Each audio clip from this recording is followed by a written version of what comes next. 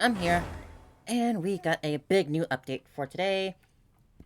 Of course, we got Durin's release. Oh, forgot to unmute that.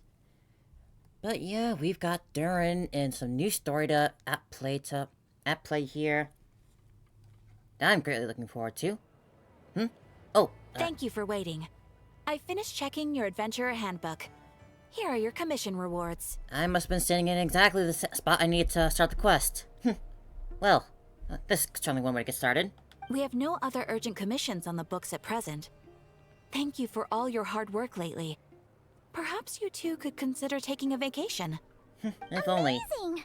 Paimon never thought we'd end up having downtime in Nod Krai. Things were pretty hectic when we first got here. Everywhere you looked, I'm sure it won't was take long for either things the to get world wild causing again. chaos or the Fatui stirring up trouble. It felt like this whole region was one giant slime in a barrel, ready to go boom at any moment. Really cheated us since we got here, huh? Sure have. Things Taking were looking down a pretty sinner and all that. dicey, but That was in so the cool end, last we time. managed to turn it around. Whoa! Paimon just got deja vu. Oh, that's right. It's because we've done this like a million times now. Yes. Are you two aware that the Moon Prayer Night is soon to take place? Moon Prayer Night. Oh, yeah. Llama told us that was coming up soon. Wait, why do you mention it, though? Do people in Nasha Town celebrate it, too? Paimon thought it was just for moon goddess worshippers. You're partially right. Most people in Nausea Town just see the festival as an opportunity to do business. They do not concern themselves with the religious element. They can make money. The festival was Always first gotta celebrated work by that- the Frost work that Moon shop. Scions. On this day, they would wear moon prayer blossoms and celebrate the birth of the moon goddess through song and dance. They would also prepare food and handicrafts and give them as gifts to others. I'm sure that'll be Over fun to time, see. It became Nod Krai's most lively festival. Oh, sounds like fun. Definitely up for it. Great. Well, in the meantime, since Catherine doesn't have any commissions for us, let's focus on some personal business instead. When we first got here, you mentioned that this was where your spaceship landed? Oh yeah, bring that We up didn't the get to follow spaceship up that on it exists. at the time, 'cause we got wrapped I'm up still in that reeling whole from that. barrier situation, but now we can finally start investigating it properly. Except we still have no idea where to start.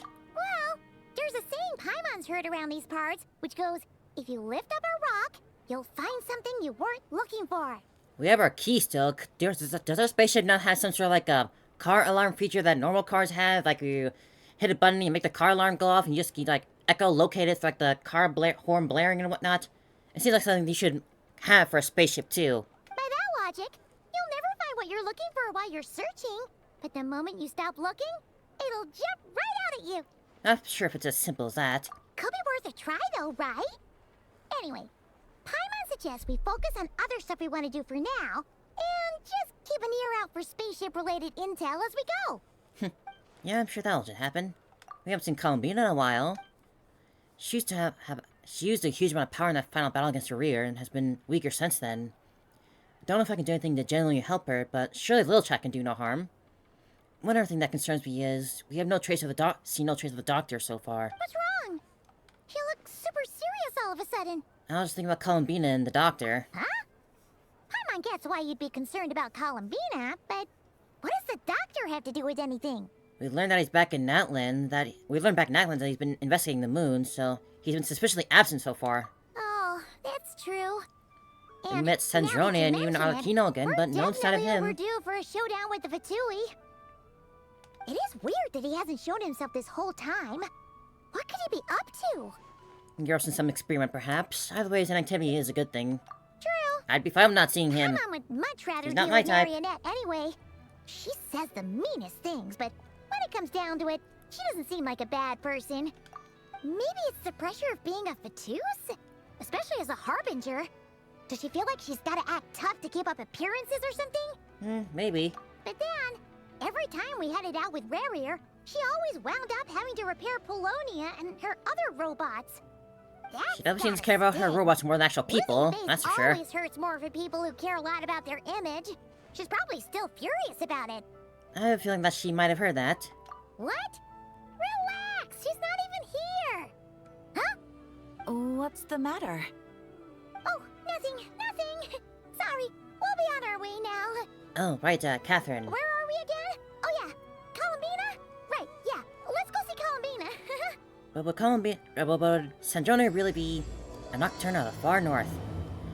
Will she really be listening in through all the Catherines and robots like some sort of like Batman thing?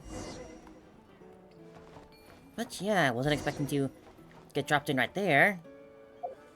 But I suppose while we're here... Now, I'm not going to be pulling for Durin myself. I do really want to play as Yehoda, though. I really do want to get her. Which is a shame, because I'm sure I have to do that. I'm sure they have a side event here that'll give out for free. I am surprised that they're doing this again. See why I can't get another DS constellation from it, though. Event, this and that. Which is homework. That seems interesting. Test runs, this and that.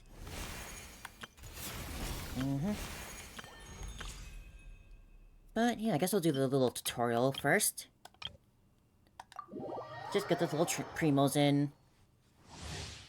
I don't trust myself to get Yehoda very easily from pulling on the banner. Last time I tried that with Lanyan, it did not go well. Think you can get away?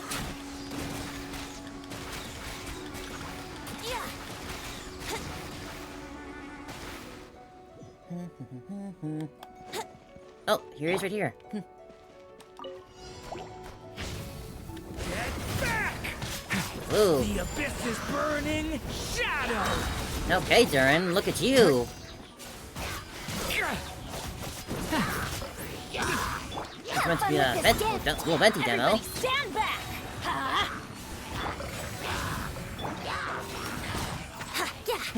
Time for takeoff.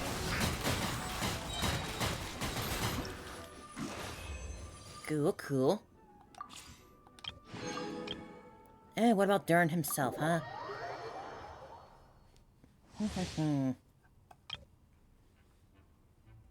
Place your special alternatives.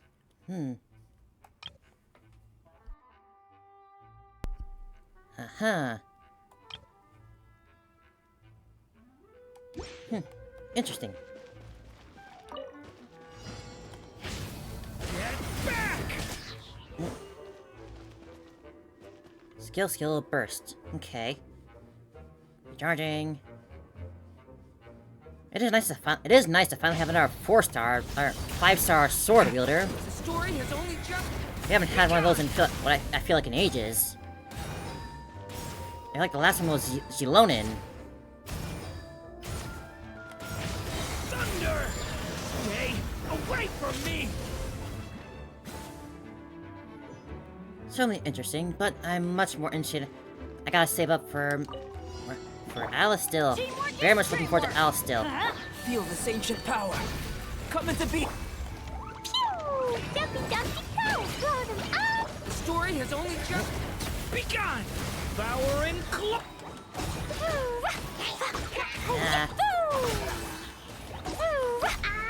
Everybody stand back! Moment of birth!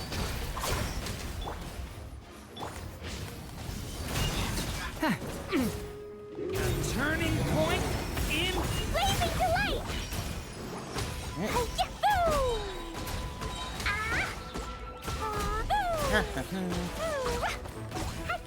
It's interesting for sure, a little off-field pyro applicator. Pretty cool. But yeah, I'm not gonna be pulling for him this time around. I do want Yehoda though, so... Tell you what, I'll give it just one single pull. See if I can get Yehoda or not. That's all. Nothing more than this.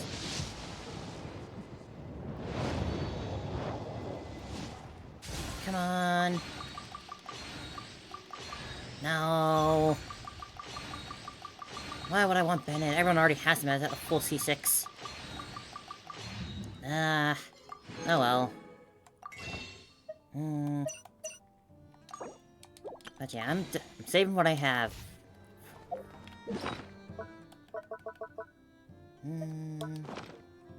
Alright then, I suppose with all that done, we can get to the story now. Is there any new map area to explore?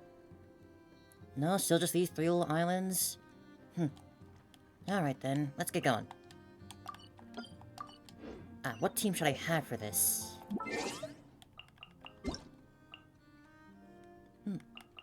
A new recipe?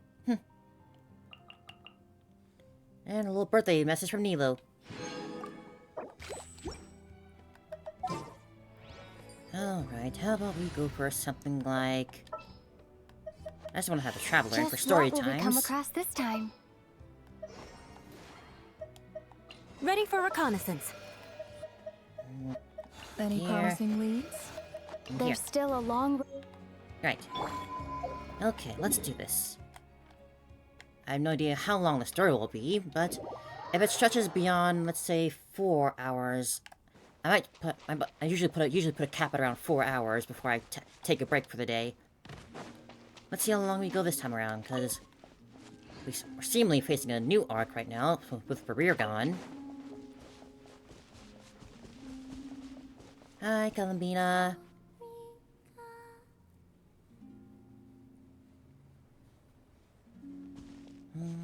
Hey, she's sitting up! She's Is alive. me sitting here a rare sight? No, we just thought you'd be resting. She speaks. Perhaps I would have been, were it not for the sudden arrival of some unexpected guests. Not that I consider it a disturbance. After all, you are the only ones who are free to enter. Would it not be a little unfriendly of me to lie down while we speak? I didn't realize you put so much thought into little things like that. It's so nice to hear the traveler speaking frequently like this. They finally have a personality forming. Only sometimes. There have been moments lately where I think about you and your companions. They are warm, mysterious, and cozy memories. Very few of my past memories are anything like that. They say that travelers return home bearing bags full of souvenirs. But my luggage was empty, and I believed it would stay that way. Return home? So, you're still planning on returning to the moon? Somehow or other. Yes. This planet continues to reject me, reminding me that I do not belong here. Ah, poor girl. If I remain in Teyvat, there will come a day that I disintegrate. And I don't mean reduced to dust, or turned into food for the flowers. I mean, I will cease to exist entirely. You can't have that. Alright then. Well, we're sure gonna miss you. But it sounds like we'll have to say goodbye. How do you intend to return? The moon prayer night is soon to arrive. On that day, the moon will be closest to Teyvat. Is that The so? Kuvaki in this land will reach its peak at that time. I merely need to grasp the tide, and with relatively little effort. Oh, Paimon gets it! It'll work like a slingshot! I have a bad feeling about You this. make it sound like she's gonna get blasted up to the moon. If I did that, I suspect I would crash into the false sky. Yeah, that's what I'm thinking I about, will the be false sky and using all a that. much gentler approach. But I do like the analogy. It's fun. Just put her in a cannon and launch her off. You see? She gets Paimon's sense of humor. In the blink of an eye, the time has come to part ways. I sincerely doubt that. It does feel that way, doesn't it? Time seems to fly fastest when you are enjoying it. I have always thought of myself as a wanderer on this earth, and it has never expressed any desire to keep me here. Yet, just as I plan to depart, it tugs at my arm. Is this a gesture of affection? Or is the world mocking me? I mean, all the little Oh. cranky here like you. Were you hoping I can answer that? Yes. And You the are little a animals too, traveler, they seem to like you. so you must and have us a too, lot of of course. experience in this area. Then, what I would say is, enjoy the moment. That's right! Don't overthink it! Happiness is happiness and joy is joy! The point is to enjoy it, not analyze it! I see. Then what I would say is, even though I am very tired right now, I am still happy. I can't tell from the tone of your voice. Oh, really? You don't think I sound happy? I get that all the I'm time. just kidding. I could tell you were in a good mood today from the moment we saw you. Ah, a joke. Albeit not a funny one. Anyway, Yeah, I we've been around assume you're Sino here and about you know what. Inefa a little too much. Give me your hand. Actually, it's not that. There's something else we wanted to discuss with you. Travel really is Oh. short. Even Columbina's taller than her. Do you still want to give me your hand? Or not? Sure.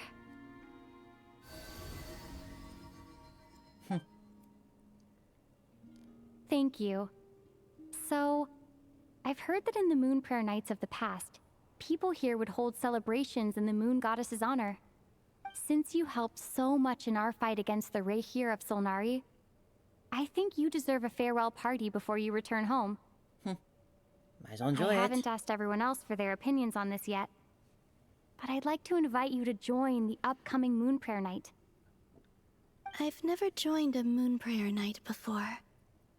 I'm not sure what I would even do. I'm sure there'd be games and stuff to do About there. that. We take care of everything. All you need to do is show up. Of course, there's no need to force it if you're not feeling strong enough. It's just, this kind of felt like a golden opportunity. But they call me Kutar, and the Fatui have an arrest warrant out for me. I shouldn't appear in public right now. Yeah, there would definitely be complications, but... I'll make it work. You have my word. Aw, Louine. Yeah, we got your back. Well, she does. Paimon's actually not too sure what she's planning. All right, if you're sure. I will not refuse your invitation.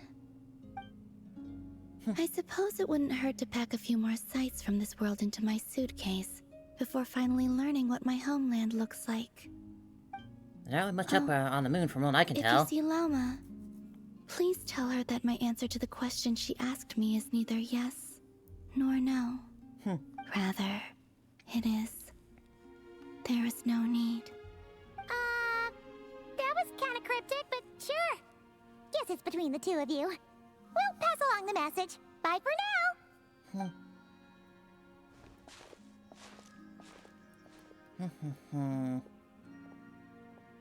How are things gonna go awry this time? Color's changing again. She is still And weak. also, I do not know. Getting worried now. Columbina. Since she's agreed to join the festival, let's go see who else wants to take part. Lauma's gotta be the person most familiar with the Moon Prayer Night. We should start with her. Also, what exactly is your plan to keep her safe? Can we put a Not big sure cloak yet. over her? I'll figure something out. What? Are you serious? And Paimon even gave you her vote of confidence back there. When did you become so sneaky? How hard could it be? But yeah, Columbina is another character I'm looking forward to getting. Whoever comes out first, Columbina or Alice. Those are the next people I'm pulling on.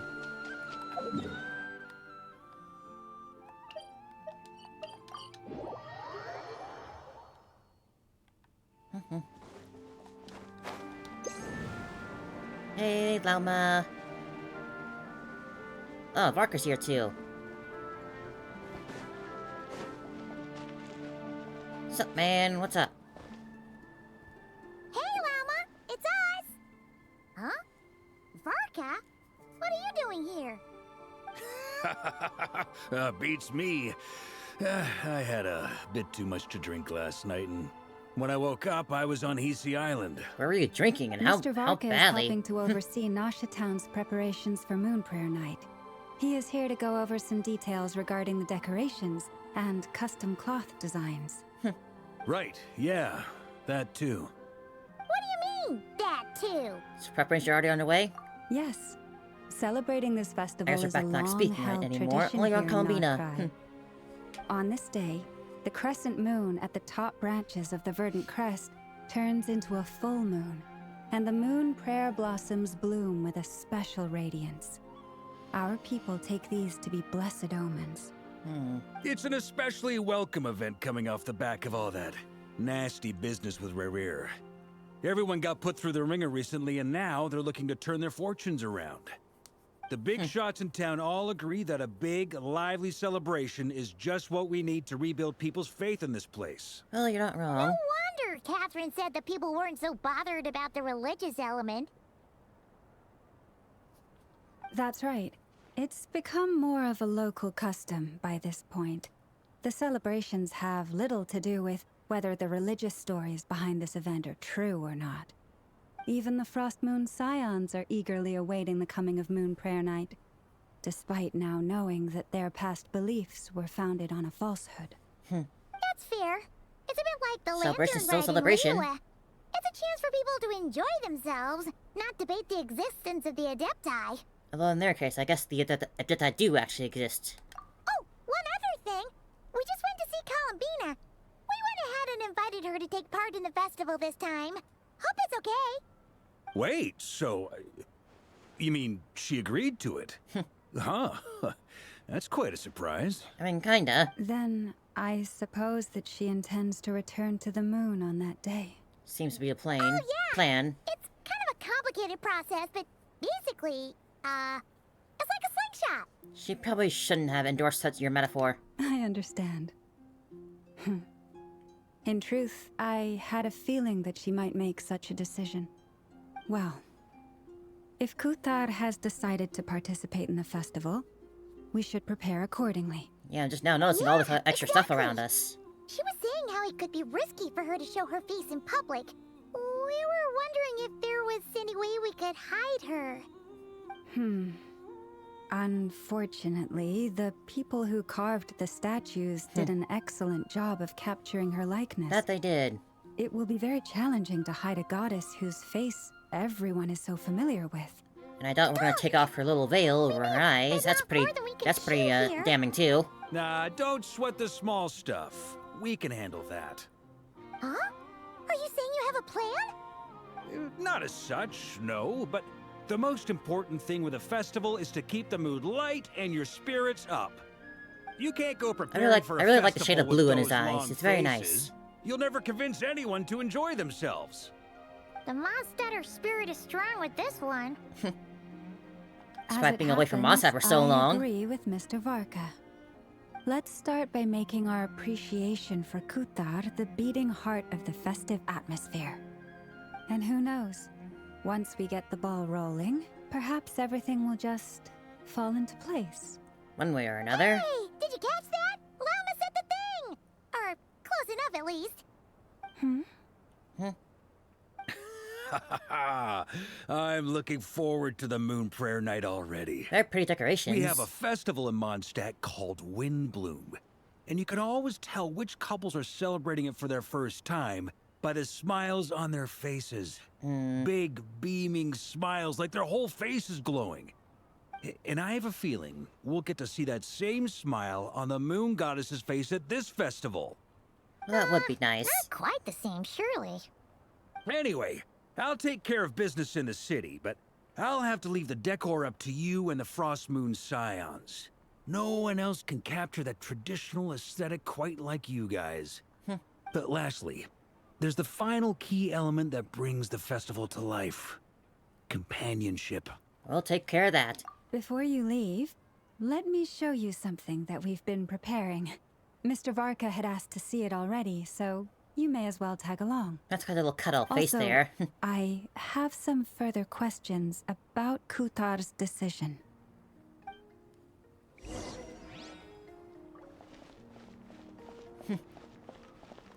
Oh, those are the hands. I don't know why, but I thought the little badger weasel thing was wearing a black bra or something. Yeah, that'd be a lot weirder. Huh? What's this? They sure look like they're having fun. I believe so.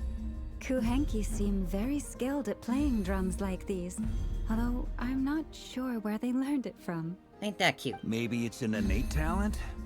In their eyes, they're probably just playing with toys. Well, I do like the music based on the interactions we had before. Luanatar! You want to play too? Maybe not. Yeah. She looks more confused than anything. Maybe we can teach her next time if we get the chance.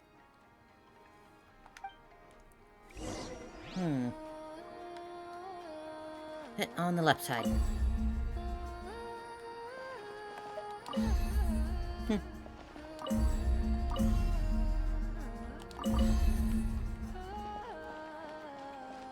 What are these floaty things? Moon veils. We hang them from buildings in the city during the festival. God, the When music you here look is at the so sky pretty through still. them, it creates a lovely misty effect. I will not get tired of this one. Everyone seems hard at work. They are preparing items for Moon Prayer Night. For instance, the sculpture being made over here. Mr. Whoa. Barca and I were just finalizing the details of where it will be placed. Ah, there she is. I didn't know the finished article would be so large. Not to worry, though. All the necessary arrangements have been made. Just let me know once it's ready, and I'll get some people to ship it over. You have my thanks. And over here, we are preparing a very traditional confection. Looks pretty. Oh, look at all these colors! It looks great! Can Paimon try one? Of course. I have a feeling you'll like it a lot. You bet! Sweets and treats are Paimon's favorite. If you included those in the Feast of the Moon, I bet Paimon would have joined the Frost Moon Scions by now.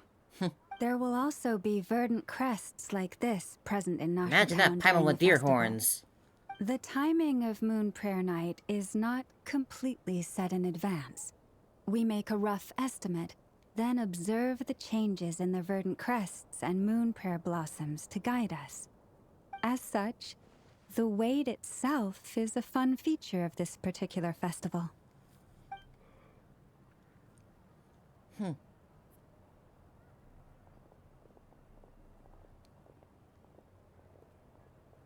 Man, that's pretty.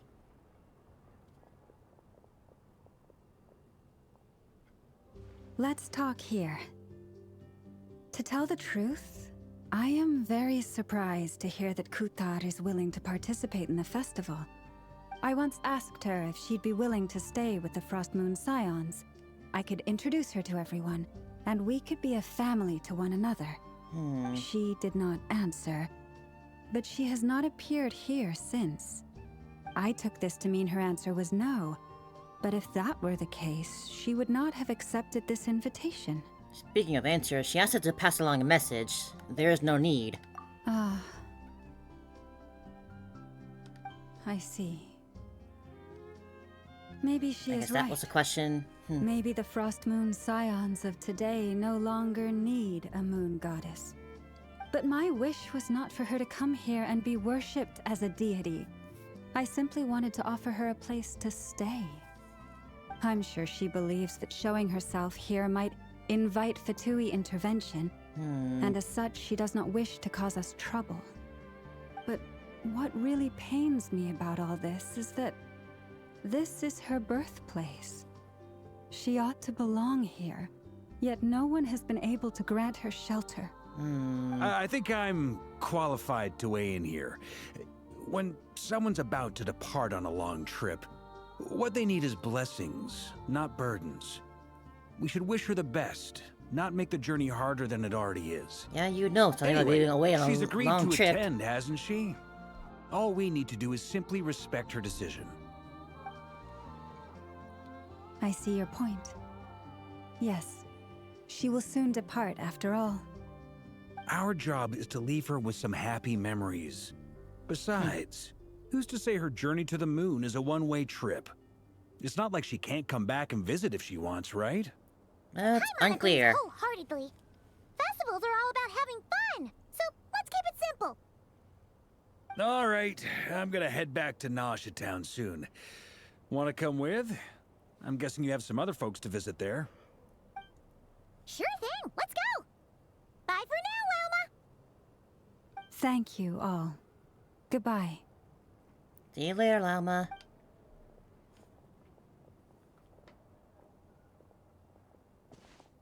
Traveler needs blessings, not burdens.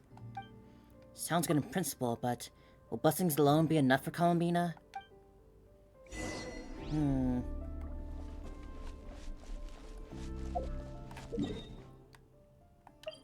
Hello, Nasha Town.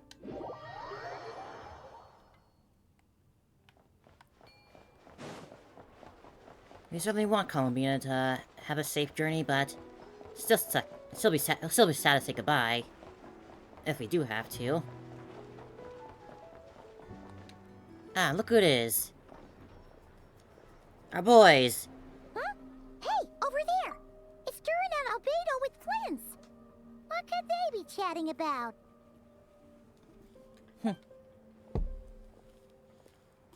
Your guess is as good as mine. Hello, boys. Grand Master, and the Traveler in Paimon. Hello there. It's been a while. Perfect. We have some new volunteers for our investigation. Investigation, you say? Wait, let me guess. The righteous Lightkeepers are finally ready to hunt down the Abyssal Dragon? The what now? Yes, that too. I mean, we already fought one of those in Natlan. Oh, wait! Why does everyone keep saying that too? Well, to be precise, the facts match, but not the causality. Wait, so I guessed right? Half right. I guess I didn't guess right often. I'm so impressed with yourself. Maybe I can explain. We ran into Mr. Flint's north of Nasha Town. Please, go on, Durin. At that time, we just noticed a few abyssal creatures out in the wild, but the strange thing was, I didn't detect any traces of abyssal energy on them at all. Strange. On closer inspection, we realized that they were not real monsters, but something akin to reflections in the water, or perhaps a mirage. Huh? What do you mean? Like, you could see them, but not touch them? Ghost? Exactly. It was very peculiar. They roared and tried to attack us, but we could not make any physical contact with them. I think I've heard of things like that happening in Nod Krai before, but I don't know much about it. Yes, it's a known phenomenon.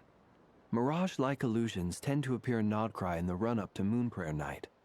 From a distance, they appear quite real. I myself thought that Misters Durin and Albedo were locked in battle with abyssal monsters when I first arrived. But after sharing intel and investigating a little further, we can confirm that these illusions are harmless. There is no great cause for concern. At least right now. I'm glad it wasn't real. All the Mirage stories I've heard are either animals, rocks, or small houses. Abyssal monsters, though? That's a first. It's a first for me, too. So I'm planning to look into it further just to be on the safe side. I intend to inspect a few more locations. What about you two? Any plans? Alice contacted me a few days ago. She'd like me and Alice? Durin to assist her with an experiment. Can I come? I'd like to But see Alice. we lost contact shortly after receiving the message. I'm sure that comes as no surprise to anyone familiar with her. I'd like to become familiar with her. We don't know when the wind will blow, yet when the wind blows, we will know. That, in a nutshell, describes how Alice operates. A true Monsatin. That tracks. Okay. Well, I suggest we investigate this Mirage business in the meantime. It's piqued my curiosity, and I'm pretty sure I know someone who will already be 10 steps ahead of us. Never. Well said. Right?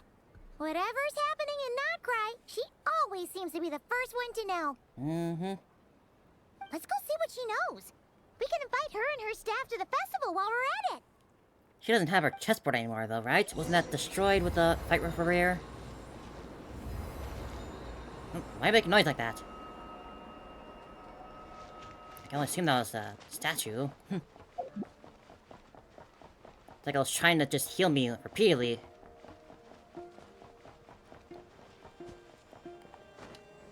Never, where are you?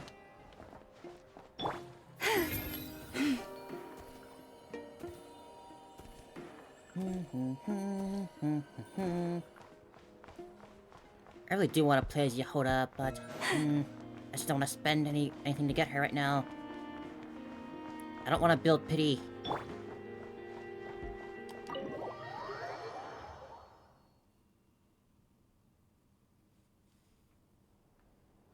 Hey, girls. And Kat? You're right, I have noticed. There's certainly something a little fishy about this situation. Only a little, though. Records indicate that this phenomenon can occur in the days before and following Moon Prayer Night. That said, it has always been a rare sight in the past. The odds of encountering these phantoms are similar to looking up in the night sky, happening to see a shooting star, and managing to make a wish before it disappears. But this time, either everyone's getting lucky, or they're appearing far more frequently than usual. Which probably isn't a good Yehoda's out thing. gathering intel as we speak. In the meantime, let me check off some points of interest. First, the Abyss. The ones we saw seem to be abyssal monsters.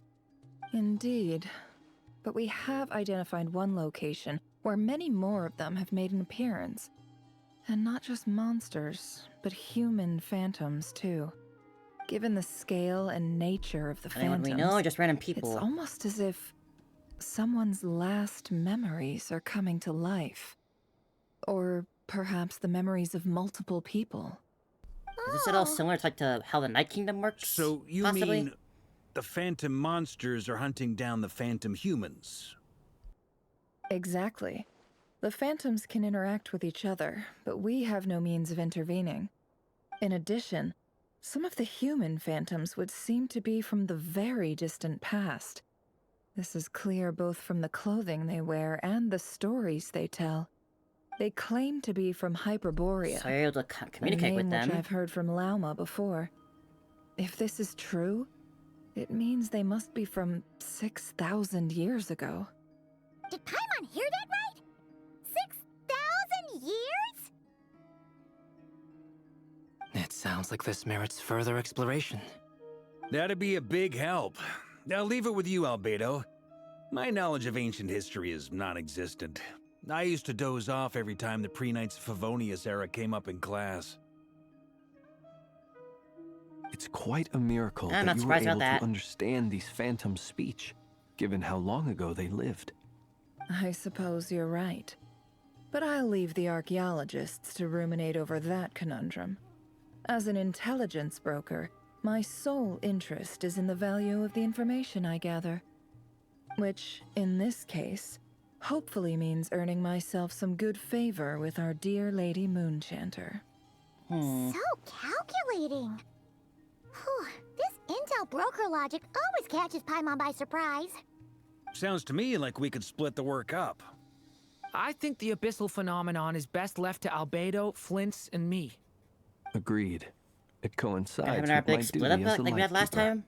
For my part, I'd like to understand the abyss better. Even a little knowledge would go a long way. This is certainly a rare opportunity to study the Abyss.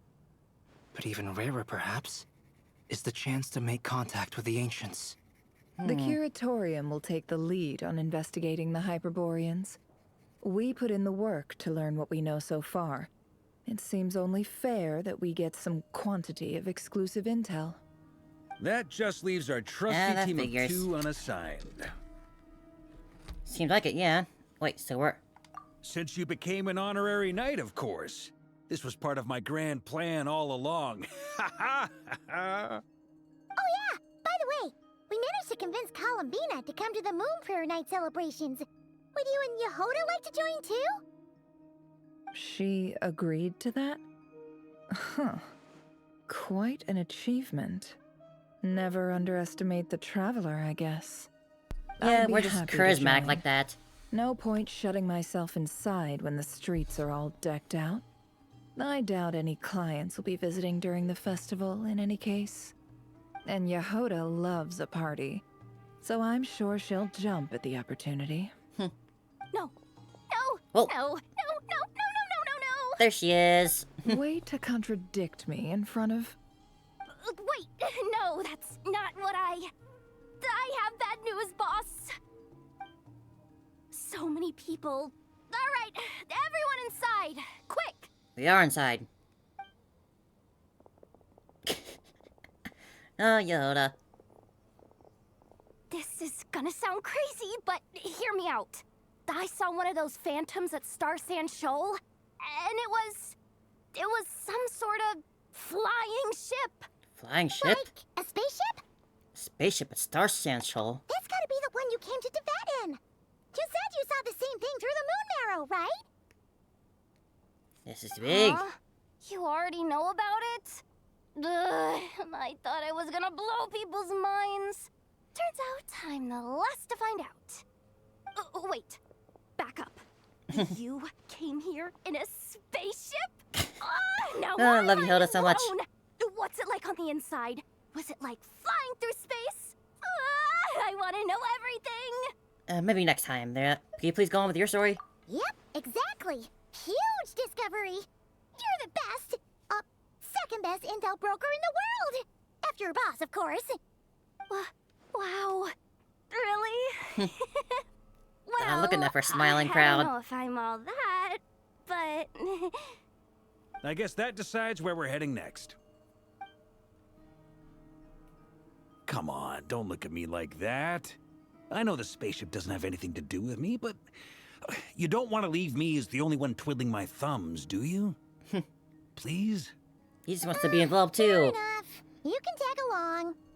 In that case, Pretty let's sure he meet was also back like here sitting in to the base discuss back our at the last findings operation once too. we're done. I wish everyone Gotta give a the old man productive some action. investigation. You too.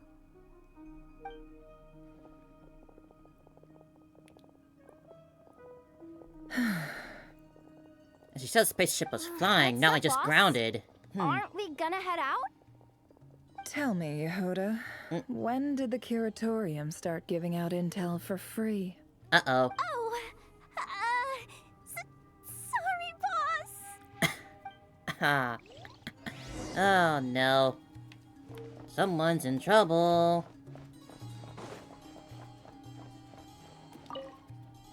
We can't unshare information any more than water spilled on sand can be put back in the bucket. I'll just have to balance the books some other way. Please, boss. There's gotta be another way. Who knows? Depending on what they find, maybe this will work in our favor. Please don't find me. Please. Oh, Yehuda, so cute.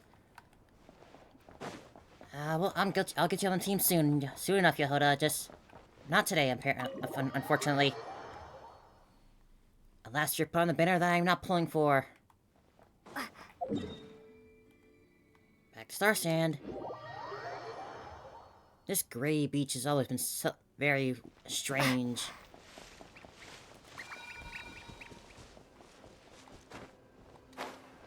Oh, there it is. That is quite the big spaceship, wow.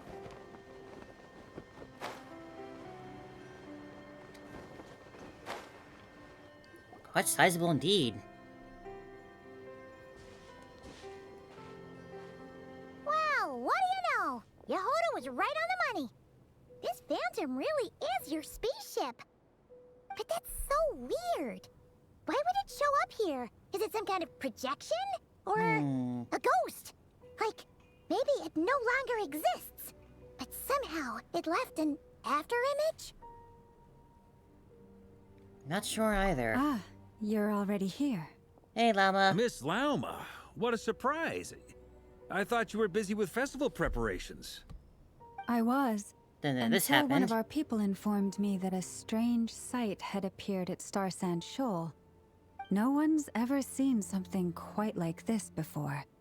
I thought I should see it for myself. Same here. Oh, so we heard that these things appear around the festival period. Any idea why that is? Unfortunately not. We have very limited information about them, since they can't be interacted with. And no human phantoms have ever made an appearance before now. The most we've been able Maybe to we can deduce interact with them. is that these sightings Who's that over there? appear to be connected to the increase in Kuvaki energy around this time. I just noticed the actual other people around here. Let's look around. Seems like that's all we can do. This is all so confusing. Allow me to lend you a hand.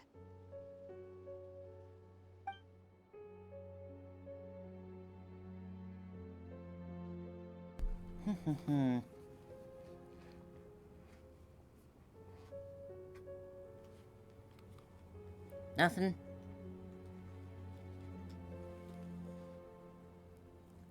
A deer as well. Everyone, our friend here should be able to provide us with some information. Ah, yes, Llama can talk to the animals. A phantom rhymehorn deer? I've heard about how the Frost Moon Scions live in harmony with the animals and can even communicate with them. That's coming in handy now, for sure. Okay. Yes, I understand.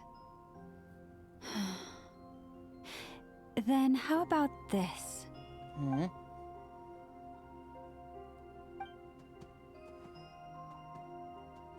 And off it goes. Oh, it's leaving. It appears to share our curiosity about this giant spaceship, so I asked it if it wouldn't mind investigating along with some friends. Well, well, well. In return, I told it about some nearby spots where the wild fruit grows abundantly.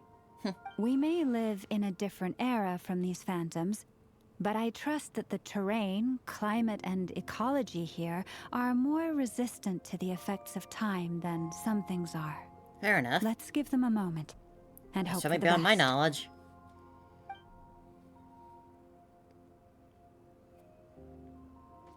All back together? Must have been a lot of fruit. Indeed. Now let me ask them some questions.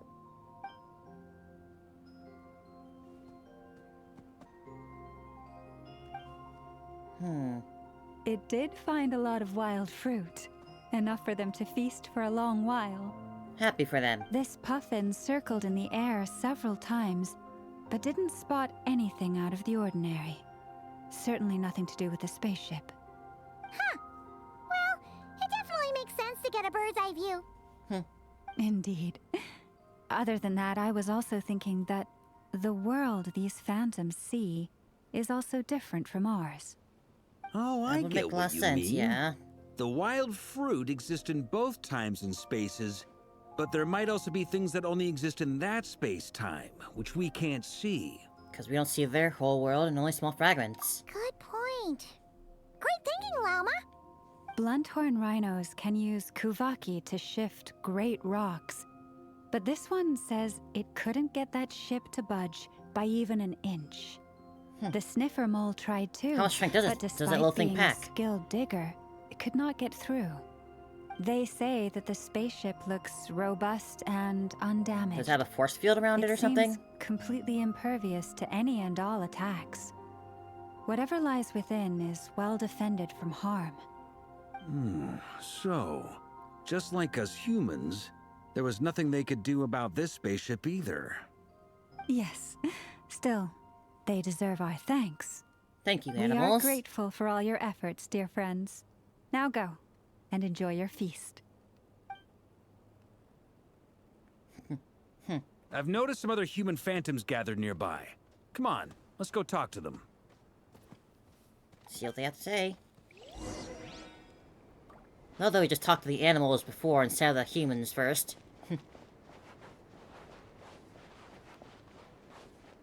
Hello there. What is this thing? I've never seen it move, and there's no way to get inside. Cade Low. Goodness knows. Katu. My grandpa says it's been sitting here at least since his grandpa was still alive. What about his grandpa? Did he say anything to your grandpa's grandpa about it? Huh? I don't know. In all likelihood, it was here back then too. Hard to imagine something this huge could move. Guess that means that as far as they're concerned, this ship's been around a long time. They've really been hibernating for a long time, apparently. What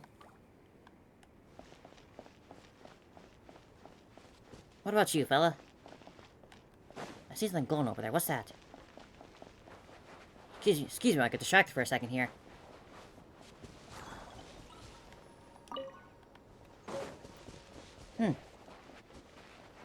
Random.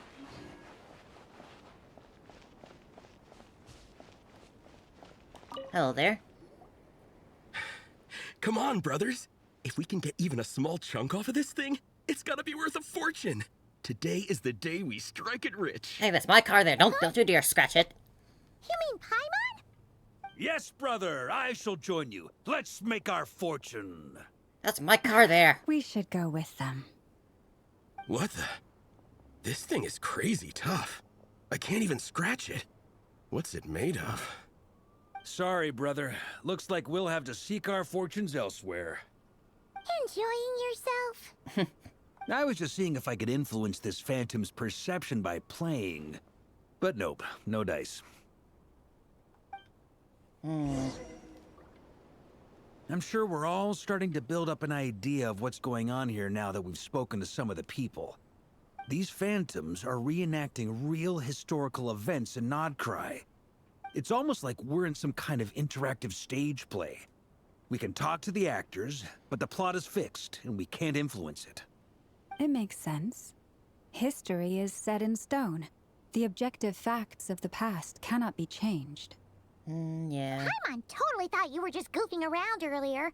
But actually, you were doing some serious investigating. Of course I was. Anyway, at this point, I think we're forced to conclude that although the Phantom spaceship is right there in front of us, we aren't going to learn much about it from these people. If only this showed the moment that my brother was still searching for me. Maybe then I could discover why he wasn't in the spaceship. Or if it showed me the moment when it disappeared, I might find out who's piloting it, and where they are, and where they were headed. But no such luck. All we've seen is an arbitrary moment in the time during its long stay here. Don't be discouraged. If nothing else, this is proof of the ship's existence. Yeah. And think about it. So many people tried to hack their way inside, but no one could get the door open. It's made of very tough material. To me, that says that we'll either find the ship itself or the story behind it. It's just a matter of time. Thanks, Varka. Huh. Every now and then, when Varka gets serious, he actually does seem like Grandmaster material for once. Shocking, right? I wonder how the others are doing. Let's head back for now. Sounds good. Also, drinks are on me if Team Knights of Favonius is the first to finish. Wait, we have a team name now? Does that make Llama a Knight of Favonius, Am too? I in Team Knights of Favonius as well? You're very welcome to join. We've even got a cathedral ready for you. Isn't that technically blasphemy? You wouldn't dare make a joke like that if Barbados was in earshot. I'm sure he'd do it even if he was here. Nah, I'm sure Barbados doesn't mind a little harmless blasphemy once in a while. Just a little harmless blasphemy.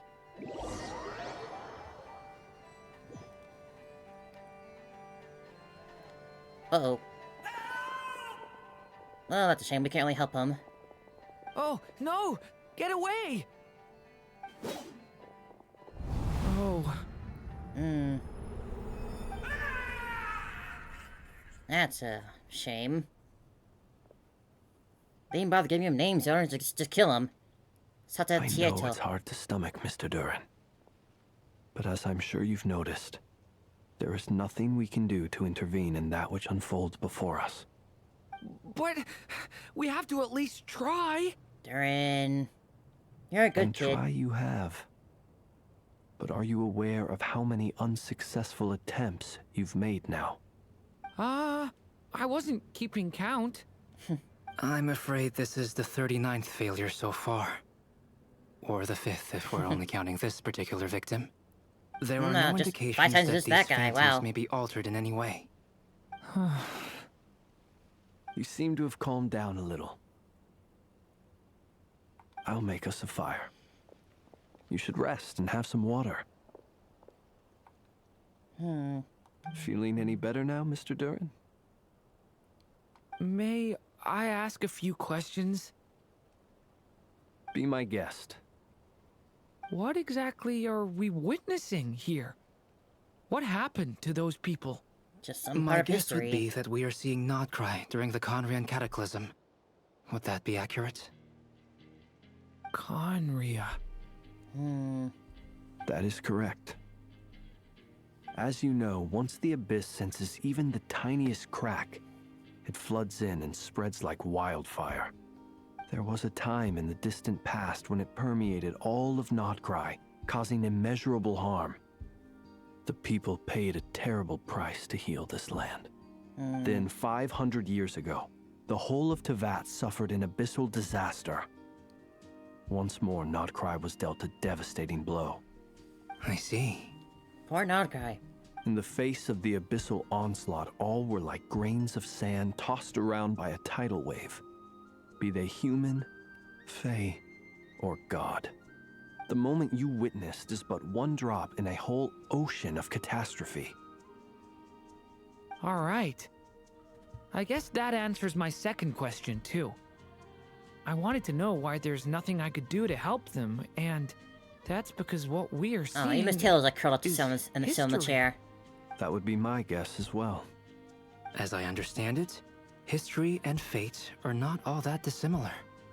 The latter may be unseen to us, but both are immutable. Yes. Fate was determined long, long ago.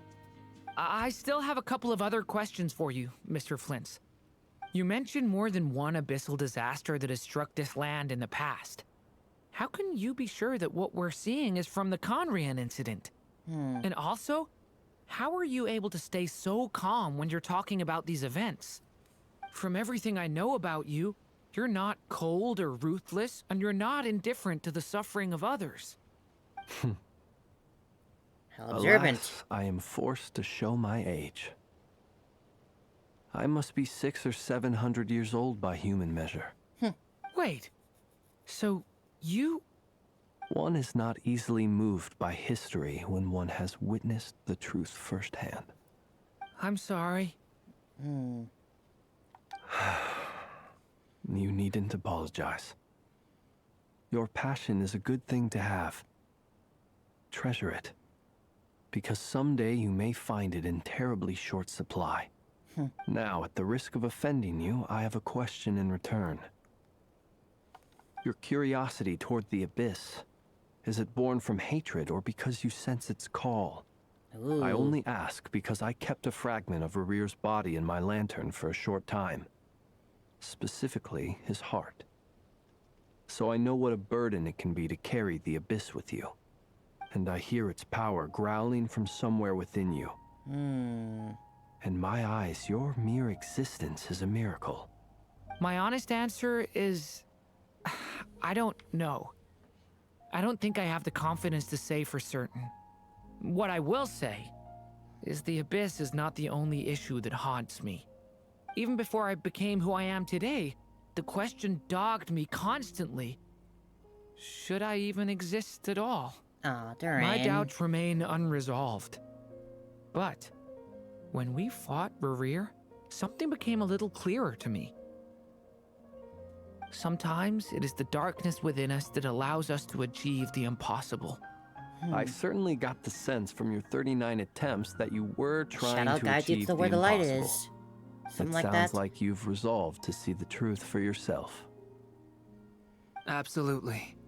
In that sense, he and I are quite similar. Then I wish you every success. I look forward to the day of your transcension. Well, if everyone's caught their breath, Transcension, I that's quite the suppose we word. should head back. Oh, and one last thing. I'd appreciate if you kept our discussion about history a secret.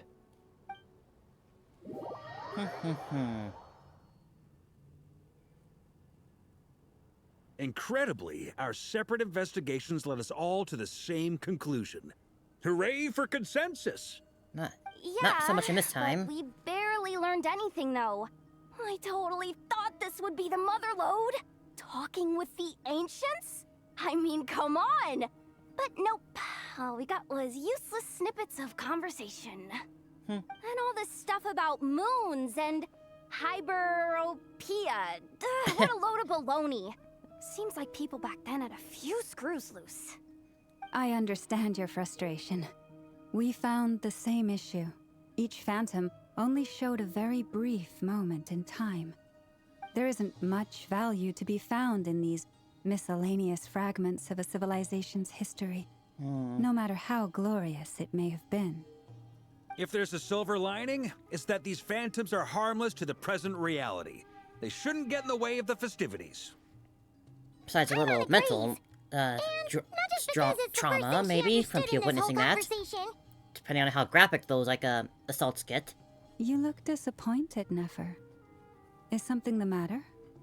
What do you think? We all worked our tails off, but the only one to gain anything from it was you, Lady Moonjanter. Well, please do share the Hyperborean records with me. I will gladly inscribe them in our people's documents. Ooh. Oh, duh! Yeah! That was it! Hyperborea! Hyperborea. Good job, Yehuda. I'm serious. Only an expert in the Frost Moon Scions and their history can turn these records into valuable research material. The alternative is to let them gather dust on the Curatorium's storage shelves until the pages turn yellow. Nefer, you're wise enough to know that cooperating and sharing the profits is the best course of action here. Well, that goes without saying. Sure, let's do that. Huh? But didn't you say we aren't supposed to give out intel for free? Sorry.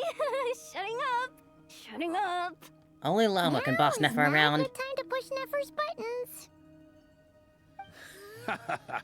Anyway, back to Moon Prayer Night. I'm thinking that we should prepare something a little special, aside from the usual decorations and so on. Yeah? You mean a parting gift? Can't go wrong with food. Although, does food go bad on the moon? We don't even know what our moon looks like. It could be like a whole Perhaps a lantern civilization would up be a there, and we have no better idea. choice. It might be dark up there. It could prove difficult to light a lantern on the moon. Magical stones might serve that purpose better. What about a clockwork mecha model from Fontaine? I've got a whole bunch at home. I use them for fighting practice in my free time. None of these sound like things she would be even remotely interested in. But we don't interact with her enough to know what she likes. Yeah. It would really save us the guesswork if someone could find out what she's into. Yeah. Wait, what the? Traveler? They're all looking at you. I got it. I'll find a chance to ask her. Great!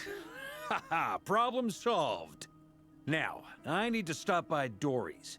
Gonna need her help sourcing a bunch of stuff for the festival. Oh yeah, Dory's Then around here let's leave still. it there for now. We all have our own business to attend to. Traveler, if you find out what Kutar likes, let us know right away. Gotcha.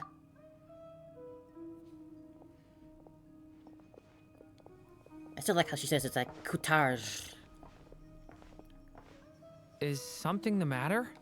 Yeah, smile on Durin. You seem a little down. I'm fine. It's just... I'm still feeling a little rattled after witnessing the horrors of the Abyss. But it's okay. This is something I have to work through. I'll be all right. Thanks for your concern. You got this, little guy. Well, don't put too much pressure on yourself. If you ever feel like something's wrong, physically or mentally, we're here to talk. Remember, that's phonies, after all. You can always rely on me. Come on. Stop treating me like a kid. Oh, you'll always be our little kid. Our little dragon. Which is why we need a lantern guaranteed to work on the moon. Yes, I have a few ideas, but the lantern itself is the easy part. The real issue is how little we know about the lunar environment. Wait, you two are serious about this? Let's just say I'm intrigued by these shining magical stones that Mr. Albedo has mentioned. Oh yeah, that was one of your interests. Miss Lauma, would you accompany me into town? I think it'd be best if you saw the Frost Moon Scions decorations for yourself. Very well. Let's go. Gosh, Lama's figure is great. Pardon me. Yehuda, Could you do me a solid and try to smooth things over with Boss Neff? asking the cat for help. Oh, she's so cute. You should get going. It's important that we ascertain what Kutar likes. Kutar.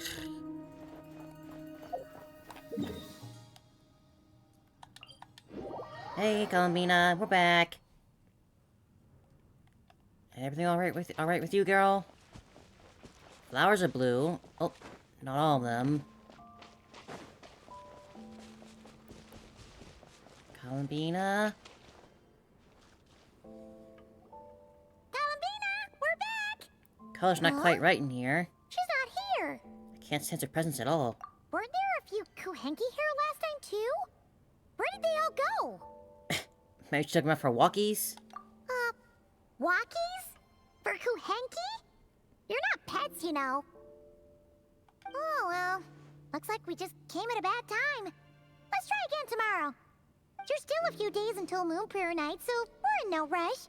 Besides, she needs time to rest anyway. Fair point. Let's go. You sure we really shouldn't look around more? The colors are off. Do you not notice that? Even the music, too, has changed. Columbina! Are you back yet? There's even less color. How strange. Looks like she still isn't here. This is getting odd. Right? It's not like her to spend so much time outside. Especially since she's worried about attracting unwanted attention. No, by the looks of it, she hasn't been back all day. What about Luanatar? Luanatar, you there? Ah, there you are. Hey! Do you know where Columbina went? Is that a Sorry, yes? didn't understand. But if you know where she is, could you take us to her? Sounds like I don't know either to me. Yeah, that's even stranger. Hi, Mom, look. The flowers. What about them? Oh, that's not good news. They change color when Columbina gets weaker, right? And they look super pale right now. Let's go. We need to find Llama. Good idea. She might know what's happening. Columbina, where are you? Llama! Just in time. It's you. How is Kutar? Is she okay? She's missing. Has she visited the Frostmoon Scions? No, she hasn't.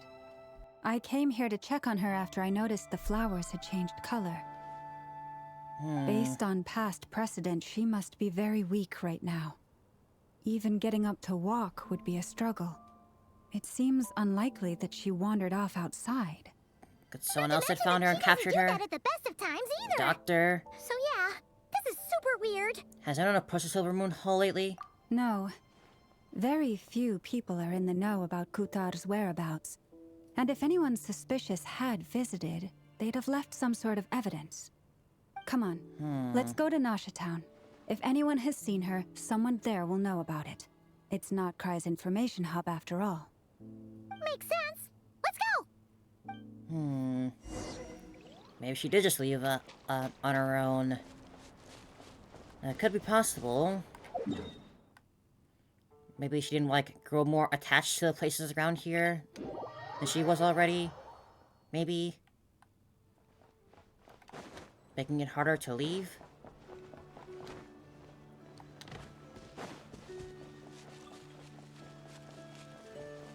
What's still here?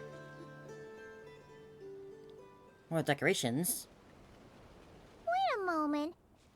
Is it just Paimon, or is this stall kind of suspicious? It's never been here before, right? Why is it out here all alone on its own? I don't recognize it.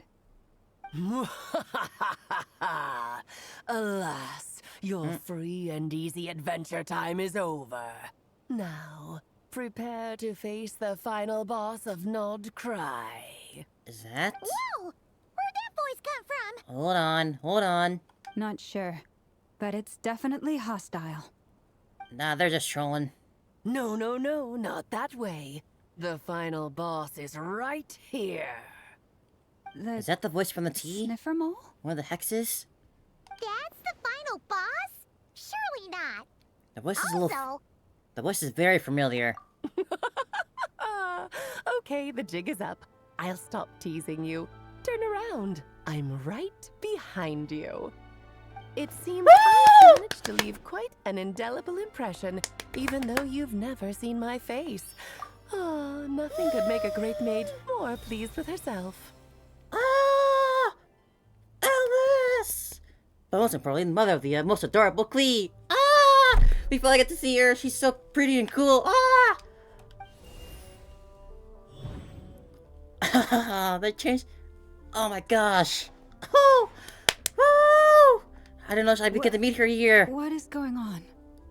I've heard that all the big shots in Teyvat have long, wordy titles that stun people speechless when they make their entrance. Is she really just fully breaking the fourth None wall of them here? are affiliated with the Hexencircle, and we ourselves keep a very low profile.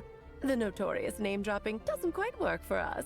Still, I, for one, think I'm really quite amazing. You are super So that amazing, didn't stop Alice. me from coming up with a title anyway. Oh my gosh, so good. We're finally seeing her. She's finally here. You this time? Not a lantern or a Dodoko, but Alice in the flesh? The Dodoko hairpins. That's right. So, what do you think? How does it feel to finally meet me? Amazing! You You look like Klee. A grown-up Klee. That's the first thing you thought. A little surprising, but that actually makes me very happy. Oh my that gosh, she's means so that pretty. when Klee God. grows up, Oh. she'll be just as stunningly beautiful as her mother. So she's a friend of yours? Technically the first time meeting her in person. Kind of. This is actually the first time we've seen her in person. I see. Madam Mage, that was, quite a powerful entrance. I certainly won't be forgetting it anytime soon. You and me both. It's okay, Lalma, don't force it. Paimon will do the honors. This is Alice from the Hexencircle. She's a friend of ours. And of Arcus, too. She's helped us a lot in the past. That's right. And a she's good so person, pretty. just God. Kinda unpredictable. Well, what is the human heart if not unpredictable? Hmm? If we could not do as we please, how would we differ from machines? I am Lauma, Moon Chanter of the Frost Moon Scions. It is a pleasure to meet you. Oh, I know. Before you got here, I spent a good, 15 minutes getting up to speed on Nod Krai's present situation. Is that so? In other words, I've read the whole in the last episode part, so we can skip the pleasantries. Fair enough. Oh my gosh, well, she's so Miss cool. Alice, I can already tell that you have quite a unique personality. I love her already. You'll get used to it. Paimon sure is. So anyway, what are you doing in Nod Krai, Alice? Oh, I thought I told you already. This time, I'm the final boss. Whether or not she's serious, I'm all for it. And what a formidable foe I shall be. Powerful, confident, decisive, and good luck finding my weak spot. You will never succeed. I'll send a formal request for Jean to put you in solitary. Oh, drat. My one weakness, and you found it in an instant. Fate has been dealt a devastating blow. She's so Thus cool. falls the great Dodo King. Why are you playing along with this nonsense? Cause she's great. For funsies, of course. What's wrong, Paimon? Are you disappointed in me? Am I a gigantic letdown? Not in the No, slightest. it's just... You seem like a busy lady. And this is the one time you've shown up in person. Paimon figured it would be for something more high stakes than just goofing around. You're quite right. I'm here in Nod Krai because something big happened. Something big enough it caught the attention of the Hexencircle. We did just It take out a concerns sinner the three before, moons, last time. Teyvat's borders, and of course, the moon goddess you are currently searching for. So you know where Columbina is? Kind of. Why don't we discuss this over a pot of tea? Gladly. My main reason for coming on this trip to Teyvat was, of course, to have some fun. But I do technically have a job to do as well. Namely, maintaining the stability of Teyvat's borders. I'll skip over the complicated parts, but to sum it up, she's Abyssal actually energies here. are all that lie beyond Teyvat's border. We'd find ourselves in a real pickle if they ever made it through. And the phantoms you've been seeing are a sign that the border has been disturbed. No wonder they tend to show up around Moon Prayer Night. Is it because the real moon is now so close to us that its power can cross the border? in part, but only a negligible amount passes through. Just enough to influence the verdant crests and so on. And as you've noticed, there has been an unprecedented number of phantoms appearing this year. The influence of the moon beyond the border cannot explain this. No. There is another far greater factor at play. The trilunar syzygy. Trilunar syzygy. Syzygy. Syzygy. Eons ago, before the heavenly principles came to Devat, it was the then 3 moon goddesses who controlled the laws of this world. Like life, death, and other such things, are you? Oh, that's exactly it. The 3 goddesses split these powers amongst themselves, promising never to consolidate them into one singular body. This was meant to keep the world stable. But, fast-forwarding to the present, the eternal moon's marrow is with you, while the iridescent moon's marrow, which should never have appeared in this world, has been retrieved. Add that to the presence of a moon goddess in the flesh and... the power of all 3 moons is gathered here in Nod Krai. I guess it is a big deal. There hasn't been an event like this since the War of Funerary Flame. And it's having a noticeable effect on Tevat's borders. So why are you so concerned about said borders, if I might ask? Because I wish to give my darling daughter a peaceful, sunny environment to grow up in. Is that a good enough reason? Kinda sounds like you're dodging the question, but it does make sense. Well, that's one reason anyway, and the most important one. The others are a little complicated to explain. For instance, cleaning up after dearest Miss R. Albedo could tell you more about that if you're curious, but right now, I have a more important question to ask you. Why are you collecting the moon marrows? Columbina wants to use her powers to return home. I see. Nicole told me about that legend once. Nicole? You mean Mage Anne? Oh, so you remember. We heard her voice in Fontaine. Yes, of course. That was a story about fate, her area of expertise. But back to the story of our dear moon goddess. God, I can't believe how she's looking at her now. Oh my gosh, I'm still just reeling from that. Unlikely to work anymore. What does that mean? She may be missing, but she hasn't gone anywhere. She has disappeared. Oh, that's not good. Come long ago, the dim blood who lived here walked away. Oh no.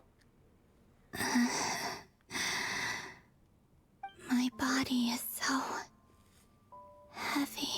Columbina. Wait, no. It's my mind that's heavy. My arms and legs are as light as a feather. What's happening to me? I feel drowsy, like I've been asleep for too long. Is it daytime or nighttime? Is the moon out? I think I'll go for a walk. No, Columbina. I don't want to lose her.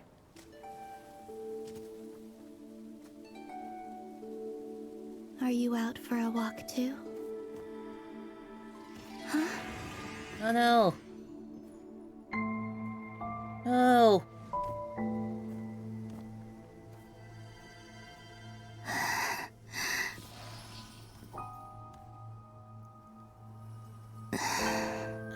The day has come at last.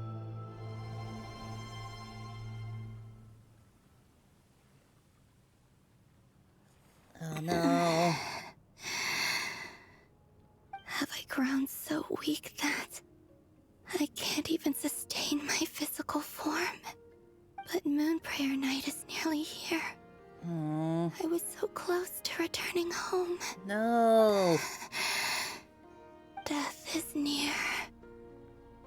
Is this how it ends for me? Will I return to the moon after I disappear? Or... I don't want it to end like this. Oh. So far, at least, I still exist. Even if not physically, I can still feel. But as my power wanes, I'm sure that too will fade. I suppose I might take one final look at this world. The world where I was born. Oh no. Last chance to visit the Frostmourne Enclave. Don't let it slip away. Come on, come on! Wait for me! The Frostmourne Enclave. How much it has changed since I was born. These decorations, they're so heavy. It's times like this when you kind of wish men could be priestesses and acolytes. How fascinating. I've never had the chance to be privy to people's private lives in this way. In the past, people would get so solemn and serious the moment I showed my face. Like they were frozen stiff. Karina, Lametti, it's time to eat. Coming! Oh.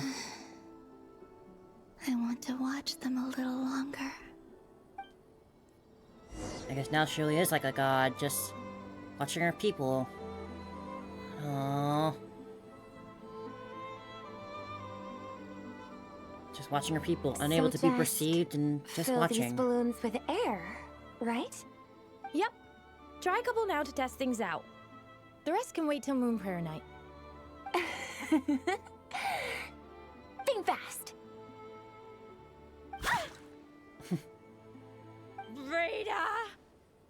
Teasing an acolyte of the Frostmourne Scions? Surely that's a punishable offense. Take this! Don't use all of them now. Huh? All right, enough horsing around. Lady Lauma gave us a task. We should get back to it. The task is just to check that the balloons don't leak, right? Doesn't matter if we fill them with air or water. Yeah. Oh no. Okay, you got me there. And you got me there. But still, we can't use all the balloons before the festival even starts. We won't use all of them. And as long as Lady Lauma's trusted acolyte doesn't snitch, this can stay as a little secret between friends. A couple more can't do any harm, right? Oh, you menace. Then, think fast! Choco nuts. Is pumping a balloon full of water really so much fun? Oh. She's finally seeing it all. This is too sad.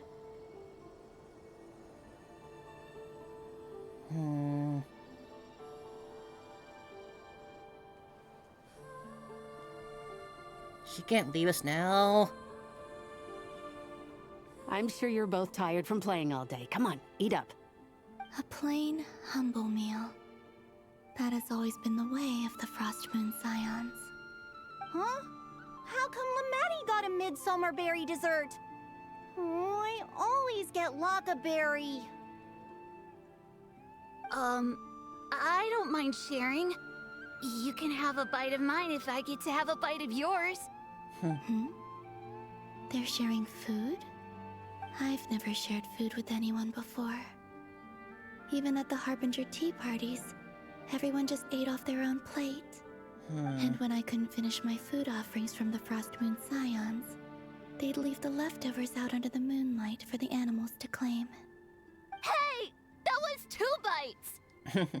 Oh, then you can have another bite of mine. Oh, you too. Oh, don't fret now. Here, have some of Granny's too. So this is what it means to be family. Oh, poor girl. Just want to give her a hug and tell her it's all gonna be okay.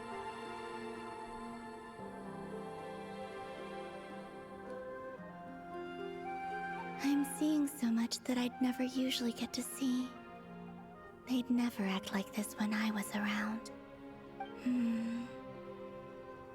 It's nice, being able to just watch people in peace in these final moments. What a rare opportunity. I think I'll go take a look around Nasha Town, too. Maybe the Traveler will be there. Man. How are we gonna help her?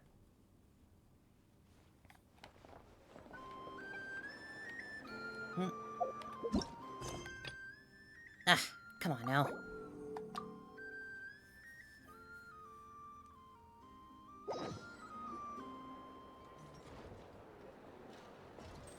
After the War of Funerary Flame, the moon goddesses were no longer recognized by Teyvat.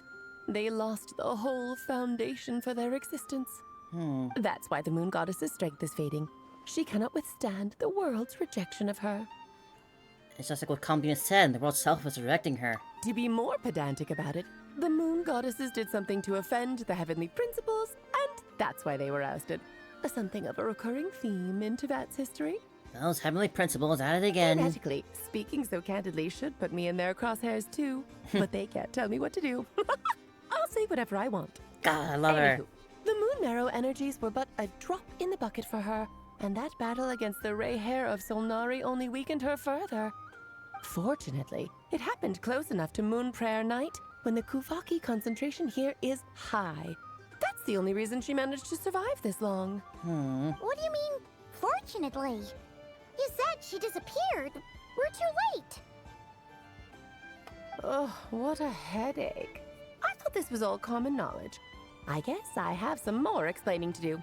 Okay, buckle up. It's time for another lecture. I listen to your lectures all day.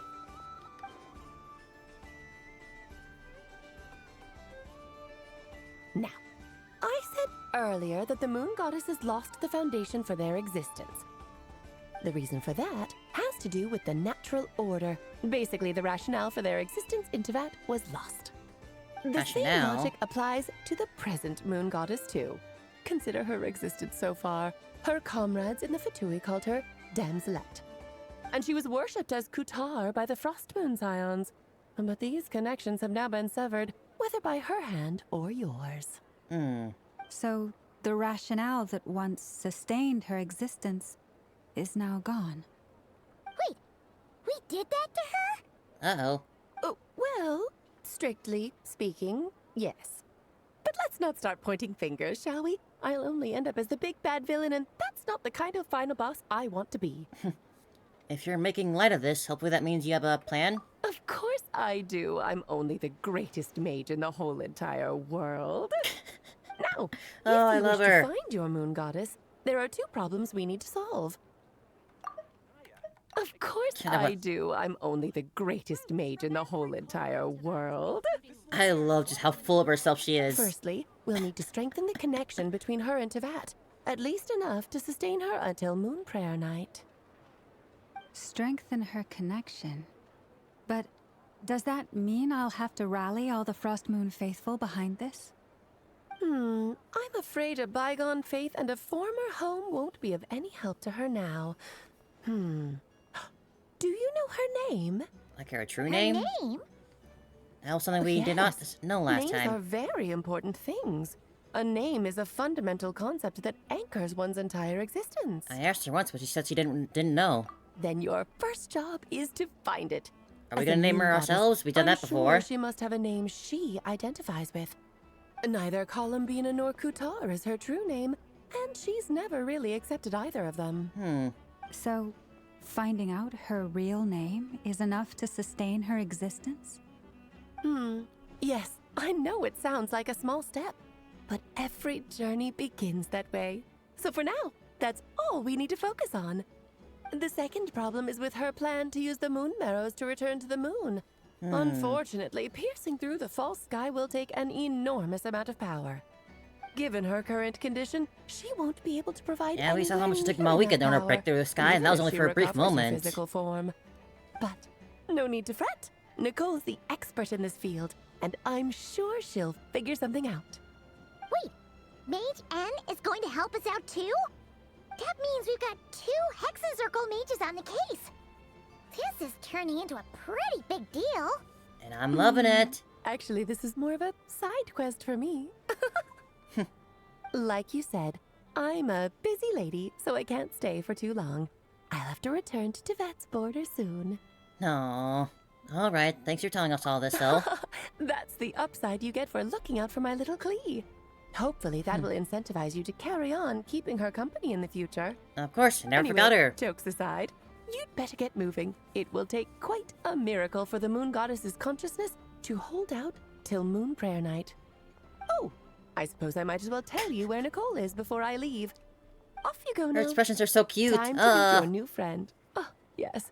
And a little suggestion. Don't forget to mind your heads. Oh my gosh, she's just so gorgeous. Oh my gosh. What? I wonder how Durin's doing. I should really go see him before I head back. You really are super busy. I most certainly am. There's so many children I have to keep tabs on just in Mondstadt. Durin, Albedo, Venti, Varka. There are some unexpected names in there. Klee didn't make the list, huh? Of course not. Klee is my pride and joy. I have no qualms about her, because she's the best child in the whole wide world. Oh my gosh. Oh, what's that? She's throwing bombs all over the place? That's just Klee being Klee. Of course not. Klee is my pride and joy. I have no qualms about her, because she's the best child in the whole wide world. As any mother would say about their own child. Yep. Klee's a little angel. I'm glad you agree. Well, all the best. See you when I see you. Bye, Alice. Can't wait to pull for you. Eventually. She left in a hurry. Yeah. She didn't pack up her stall. Should we handle it for her? I doubt that's necessary. Maybe her abilities don't need our help. I must say, I'm now very curious about her daughter. Klee, wasn't it? What's she like? Bombs. Lots of them. A long story. Come on. We'll fill you in as we go.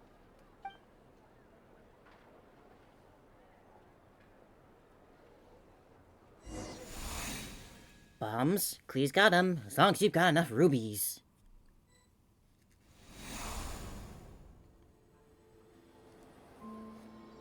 Do we just miss her? What a lively place. I've never experienced Nasha Town like this before.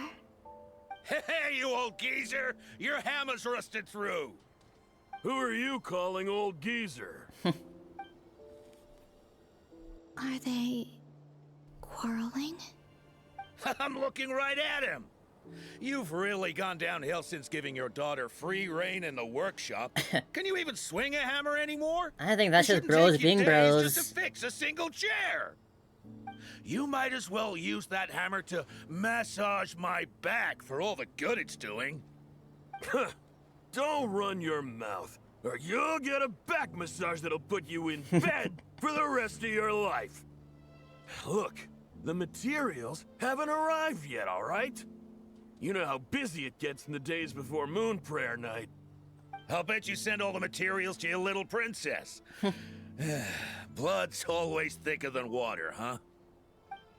All right, you've made your point, Uncle Koski. As soon as the materials arrive, fixing your chair will be the #1 priority. And Dad, if you've got time to chat, why don't you lend me a hand? See, they're just bros. See? They're actual Volka bros. knows what the score is. I guess they're friends. But the way they spoke to each other was so ugly. Then again, Just guys being it wouldn't dudes. be the first time I've seen something like this. Columbina! Sing Aw. outside my door in the middle of the night one more time, and I'll unscrew your vocal cords. You hear me? Aw, Marionette. Oh, Sandrone. So that was her way of trying to be friends with me. What a pity. Maybe. I'm not quite sure I how to won't say get that. the chance to say any ugly things in reply. We'll give you the chance to be ugly. Just you wait. The way she runs around just reminds you of like her share of Thunder, May. Just a big, graceful steps. Hey, have you decided what to give her for Moon Prayer Night? I sure have. She's gonna get the surprise of her life when she's least expecting it. Then I'll whip out the ring and pop the question. Aww. The surprise of her life. What a fun turn of phrase. Cool, I get the picture. You can spare me the gushy details. Ooh, looks like we have a customer. Hello there, ma'am. Would you like some Moon Prayer Night candy? Huh? Is he talking to me? Can he see me? Here you go. Oh. Oh. Come back anytime. Right. Now, where were we? That was just cruel. Just cruel. I don't know why, but I still held out hope. Oh. Just twist the knife in my heart, jeez, game. The most important thing right now is to find that mage. This name thing seems super important too, but where do we even start looking? Oh no. I'd better go pay the Fatui a visit.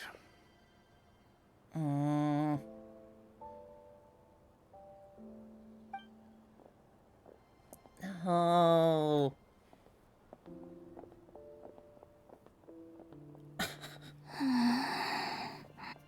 I'm gonna start crying, man.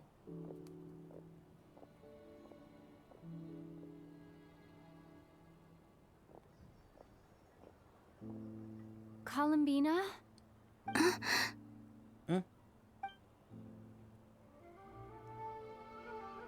Oh.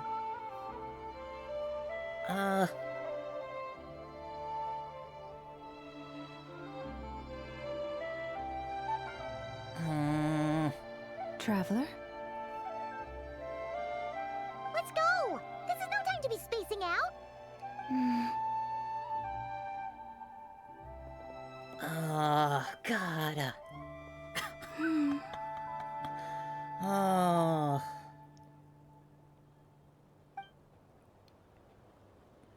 Oh, she's following us now. Oh. Maybe it's not so bad, just quietly staying by their side like this. Oh, even the little transition. My freaking heart. Ah. I thought we were going to see the Fatui. Why are you going over here?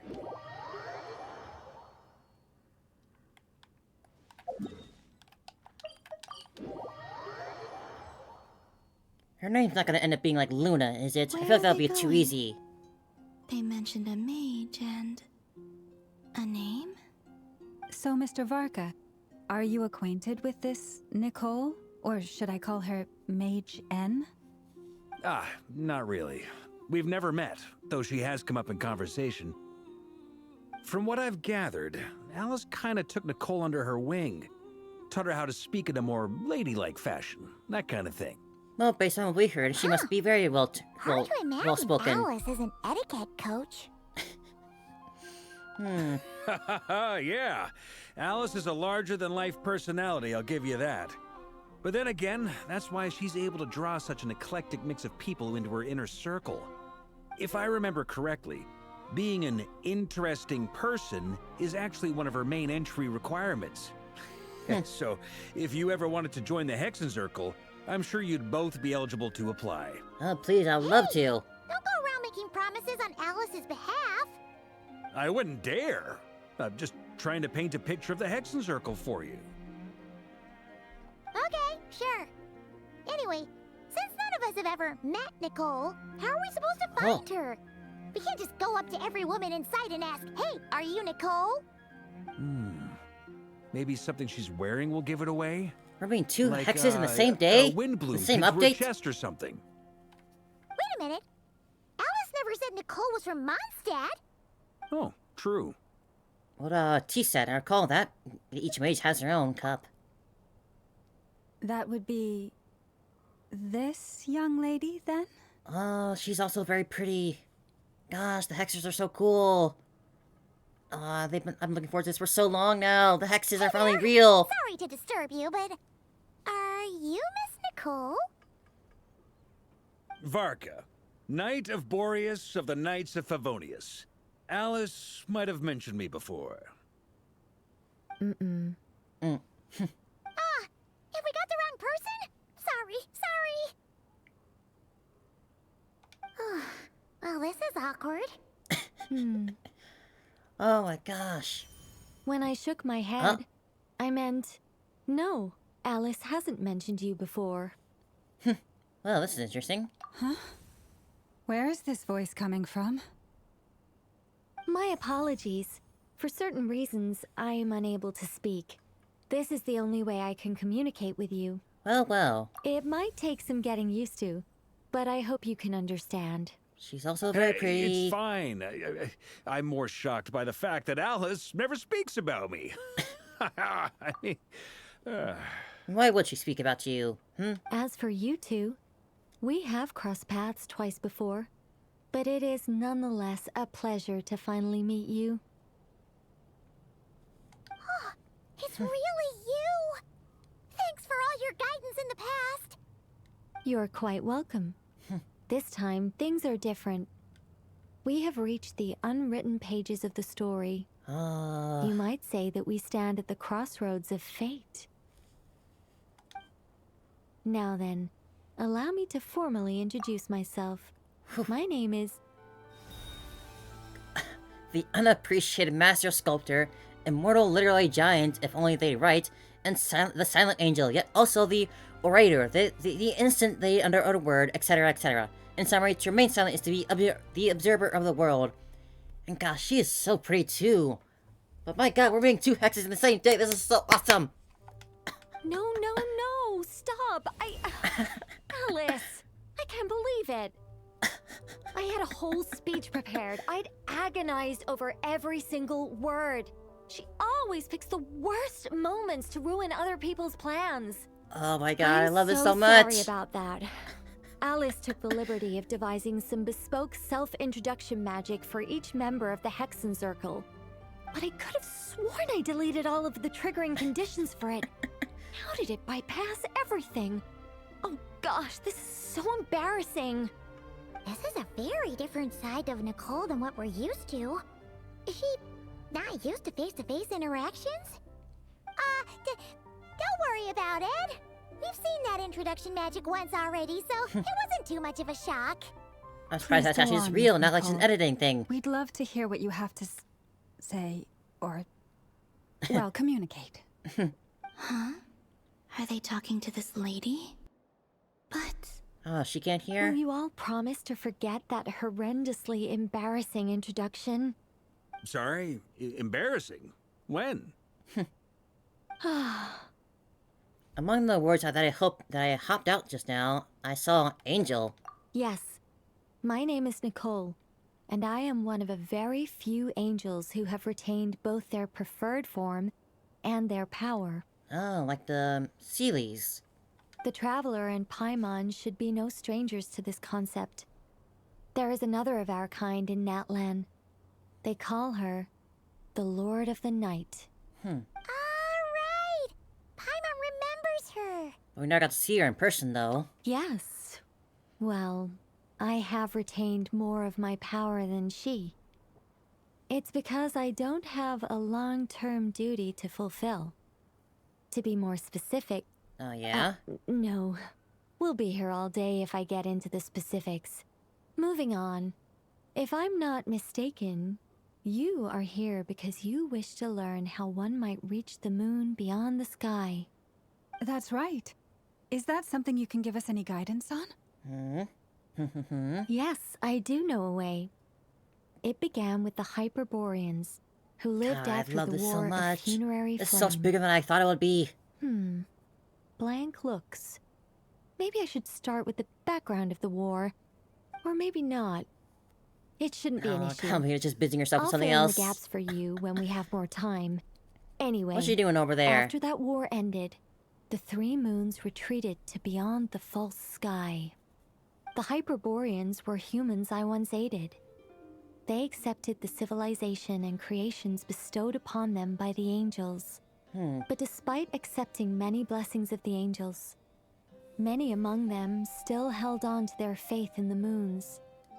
They were reluctant to accept the new order, even after the War of Funerary Flame. They sought to contact the moon Chasing the little goddesses badger. beyond the sky and receive their guidance. But all three had passed away by that point. This mage has a unique method of communicating. Is she talking about the moons? Yes, but they did not know. And so, still they prayed for the moon goddess's mercy. After building titanic structures that consumed vast amounts of Kuvaki, at last they glimpsed the moons and heard their voices. But of course, they were gravely disappointed. For it was then that they realized the three moon goddesses were Funny dead. hats. Oh, that's such a sad story. It is. Humanity was in a very sorry state at that time. The angels who had once aided them were gone, and the war of funerary flames had left them homeless and destitute. You keep Just a going back to second, that, the I gotta funerary ask, flames. How relevant is all this history to the task at hand? Well, I mean, it's... Okay, it seems we've drifted into irrelevant narrative waters. It's been a while since I've had the chance to speak. I mean, hey, I was enjoying the story time. As soon as I got started, I lost control, and the words just flowed out like a waterfall. What I'm trying to say is... Right, yes, that's it. The relevant part... Aw, she's cute. ...is the ritual created by the Hyperboreans. She's The cute. fact that they bypassed the false sky and saw the true moons implies that they successfully built a connection between Teyvat and the outside world. So it's been done before. Which means, with enough Kuvaki and a sufficiently stable connection, it should be feasible to send one person over the border. Okay, so they built some kind of portal? Oh, yes. A portal. Yes. Is something wrong? You sound disappointed. I just didn't expect you to summarize it so well. It turns out I could have said all that in one word, if only I'd managed to think of it. No, I've been there before. Please, it's You fine. go on because you This just is can't remember the invaluable simple word. knowledge. And they feel I'll stupid be from sure finally to hearing the word and record being like, oh preserve yes, that was it. everything in writing. Oh, really? Well, in that case, I suppose I could backtrack and add some more Columbina detail. just lounging I did gloss around. over a few things so far. Whoa, whoa, whoa, time out. Let's summarize what we've got first. The Hyperboreans were the last ones to use this method, right? So we somehow need to find whatever structure they built and make sure there's enough Kuvaki to power it up. Luckily, we have the moon marrow of both the eternal and iridescent moons, so we're all good for Kuvaki. Which means the key issue we need to focus on is finding the place. Am I right so far? Yes. Although, I expect the structure is long gone by now. That said, what if we could take advantage of the phantoms to travel back to a time when it still existed? Could we really now? Travel back isn't quite accurate. It's more like we'd be creating a handshake between 2 points in space-time. We wouldn't even have to pick a time still sounds when pretty it still grand. existed. It could just be a time when it still appeared in phantom form via projection, or we could project our own phantoms, fold them together at... That seemed a little more complex. You look lost. Was that too hard to follow? Oh, I love these hexes. They're all so great. Things got a little, technical there. Paimon's brain is reaching capacity. All right. Let me think about how to put this more simply. Okay, got it. Over the next few days, I'll search for phantoms that we can use. Once I find one that meets the criteria, I'll let you know and we'll regroup. Cool. By completing certain rituals, specific individuals will be Columbina. able to enter the phantom and make it to the Hyperborean structure. If everything checks out and it looks feasible, we'll just need to wait for Moon Prayer Night, and we can send the moon goddess back home. I'm really skimping on the detail here. Is this making any sense at all? I think so. It's progress. For now, we'll just wait to hear from you. Is hear the right word when we're not Yes. really hearing her? She's just speaking in our heads. Basically, yes. Great. Counting on you. In the meantime, we'll focus on finding the moon goddess's name. Aw, there she Name? goes. Are they looking for a way to stop me from disappearing? Of course we are. Excuse me, Miss... Go on, Miss Nicole. This conversation was a little all over the place. I didn't catch your name. I am Lauma, of the Frost Moon Scions. Ah, I did wonder. I noticed that you listened very intently when I spoke about Hyperborea and the moon's history. Yes. If you'd be interested, I'd love to visit you this evening and go through it again in greater detail. Look at that, they're getting along already. Also, if you were serious about making a record, it would be too risky to simply write down the raw details as is. I would suggest some tweaks. Maybe rewrite the stories as fairy tales or fables, perhaps even prayers. Really Anyway, now? we can cross that bridge when we come to it. So, see you later then? Oh, and no need to prepare anything. Just a cup of tea will do. See ya! Just don't let Nefer know, she's gonna get jealous. She seems friendly. It's just... It's so nice to find someone who's actually willing to listen. I've been dying for a chance to finally go through all this systematically from start to finish. Any longer and I'd probably start forgetting it. Oh, man. Now Paimon gets why Alice told us to mind our heads. What did I tell you? A lot of quirky people in Alice's orbit. I want to get to know all of the next them. order of business All the is, hexes are welcome here. Where do we start looking for the moon goddess's name? Maybe the rest of what Nicole has to say might give us some clues. Once I've heard her out, I'll summarize the salient points and share them with you all. I'm also inclined to review our other documents. Yes, our faith was first established by our Hyperborean ancestors, but many of the more factually accurate records are from after Kuthar's birth. I have a hunch that the Fatui might know something too. Sounds like we're gonna follow Columbina's journey through Devat, huh?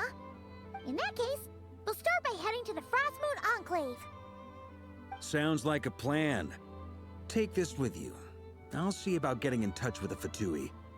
It'll probably just be Arlecchino and Sandroni again. I mean, I'd be happy They're with the seeing only them ones again. who would want to help. Thank you, Mr. Varka. I always love seeing Father. Don't mention it. Honestly, I'm more comfortable dealing with the Fatui than prying into the details of a young lady's childhood. Catch you later. I should follow them, just in case there's some way that I can help. She's always with us. It's like I can hear her voice still, even now.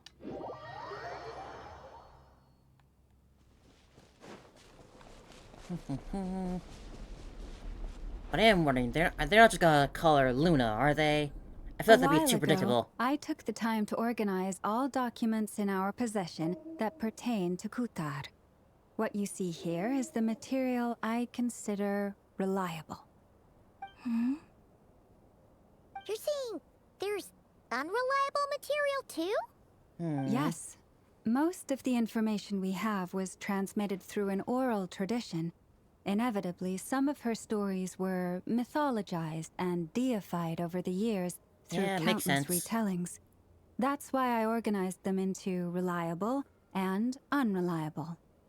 There's no sense seeking answers in history unless we can ensure the veracity of the historical record. Makes sense. Alright, let's take a look through. Clear and concise would be one way to describe the writing style of these historical records, but you could just as easily describe them as terse and dry. And since Lama already knows the material like the back of her hand, the quest to find any new information in these texts is tough going. Almost all these records refer to Kutar instead of Columbina. Although neither of those is her real name. Paimon's not sure what point she's trying to make. What we can gather from these records is that the Frost Moon Scions worshipped her as a god, placing impossible expectations upon her. I cannot fault them for their earnest faith, but for all their devotion, worshipping her day in, day out changed nothing. I imagine that none of it resonated with Columbina. It wouldn't surprise me if, even back then, she had already begun to reject the name Kuthar. and everything it represented. Kutar. Lama speaks the truth. When I heard them call upon Kutar with hope and expectation in their voices, they may as well have been calling upon somebody else. When you're organizing these texts, what criteria did you use? Well, that's a bit complicated. I looked at the level of detail, perceived authenticity, prose style, and how realistic their portrayal of Kutar seemed to be. Amongst the Frostmoon scions of today, only I know of her existence, and I alone have spoken to her face to face. As such, I know that there are certain things she simply would never do. That being said, I have sensed some changes in her lately. Changes? Me? Oh, she's so cute. Like this is Oh, so many cute girls around. For what it's worth, why don't we check the unreliable sources too? Sure. Give me a moment. And now she's up there. Exerting but a fraction of her divine might, Kutar sheared a great mass from the snow-capped mountain and cast it into the sea, upon whose surface shone the mirror image of the moon. Thus was formed the island of Hisi. That is certainly quite the claim. Yeah, right. That doesn't even begin to pass the sniff test. The 3 moons are not but lies through and through. Hold on. Only one moon has ever shone for us, and Kutar is her name. The subjectivity is strong on this one, but we've heard something like this before in Natlan. The vast majority of ancient texts are filled with fanciful tales like these. I trust you understand my criteria a little better now. Kutar did not speak, merely gazing into the distance in silence. And where her gaze landed, this was her prophecy. Clearly, whoever wrote this text never even met Kutar. There's fan Otherwise, fiction at they'd know that point. Her eyes are always closed. What about you, Traveler? What are you reading? Seems a collection of anecdotes. Come on, let Paimon see. The child wished to build a wooden nest with which to shield a fledgling bird from the cold. But being so young and lacking in strength, the child could not snap the branches from the trees. Kutar was passing by. Upon seeing the child, she summoned forth the Kuhenki, who built a beautiful nest for the child. I remember that. Oh? Not knowing the meaning of Kutar's divine intervention, the child dared not to respond, and thus ran home to call their parents. But Kutar was gone. Really The now? moon So chanters true story in declared all the this. event a miracle, and took the nest as a relic, placing it on high for all to see. The child was named as one favored by the goddess, and was greatly respected amongst the people. Yet, no further miracles were bestowed, and this matter was forgotten in but a few years. Huh. Any thoughts after reading that? If it's true, it gives us a somewhat lonesome feeling. Yeah. Columbina probably just wanted to join the kid in making nests. Ah. I'd originally considered this a fabrication, because Kutar did not perform any similar actions in subsequent records. But now that I think about it... Maybe that is like the most human thing out there, to just do something randomly for no real reason after all. It's just that... She didn't know how other people would interpret her actions. She was probably worried about making things difficult for people. And so, she gradually stopped joining in. Yes. Oh, that's so sad.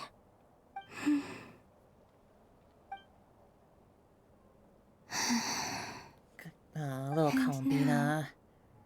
I can make no such gestures of warmth, even if I want to. We'll figure something out. We'll finally bring you back. Get you home. Still no name. That's a bit of a shame. But we did learn some interesting stories. That's gotta count for something. Barca said he was gonna set up a meeting with Arlecchino and Sandrone, right? Let's go back to Nasha Town and see how he's doing. I welcome the opportunity to see them both again.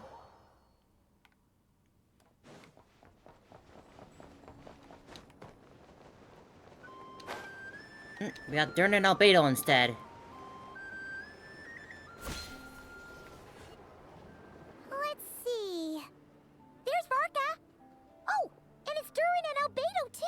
Talk about coincidences, we meet again. Yeah, this is pretty much the same place we bumped into each other last time. I convinced them to stick around a little longer. We were all waiting on people, so I figured having a little company would help pass the time. Ah, so you've been waiting for us? Does this mean that you've already arranged things with the Fatui? Sure does. Now you're back, we can go meet up with them together. Awesome. How'd your investigation of the Frost Moon Enclave go? Well, we didn't find out Columbina's true name. But apart from that, it went pretty well. Learned some stories from our earlier days. Aha, just as well that I didn't tag along then. I'm sure our moon goddess wouldn't want every man and his dog knowing all about her private life. Still, desperate times, desperate measures, I guess. Someone had to do it. So, Varka was waiting on us, but what about you two? Are you waiting for Alice? Oh, no. We already met with her. We discussed that experiment I mentioned to you last time. Oh, and she also handed me this communication device. And our dodo phone.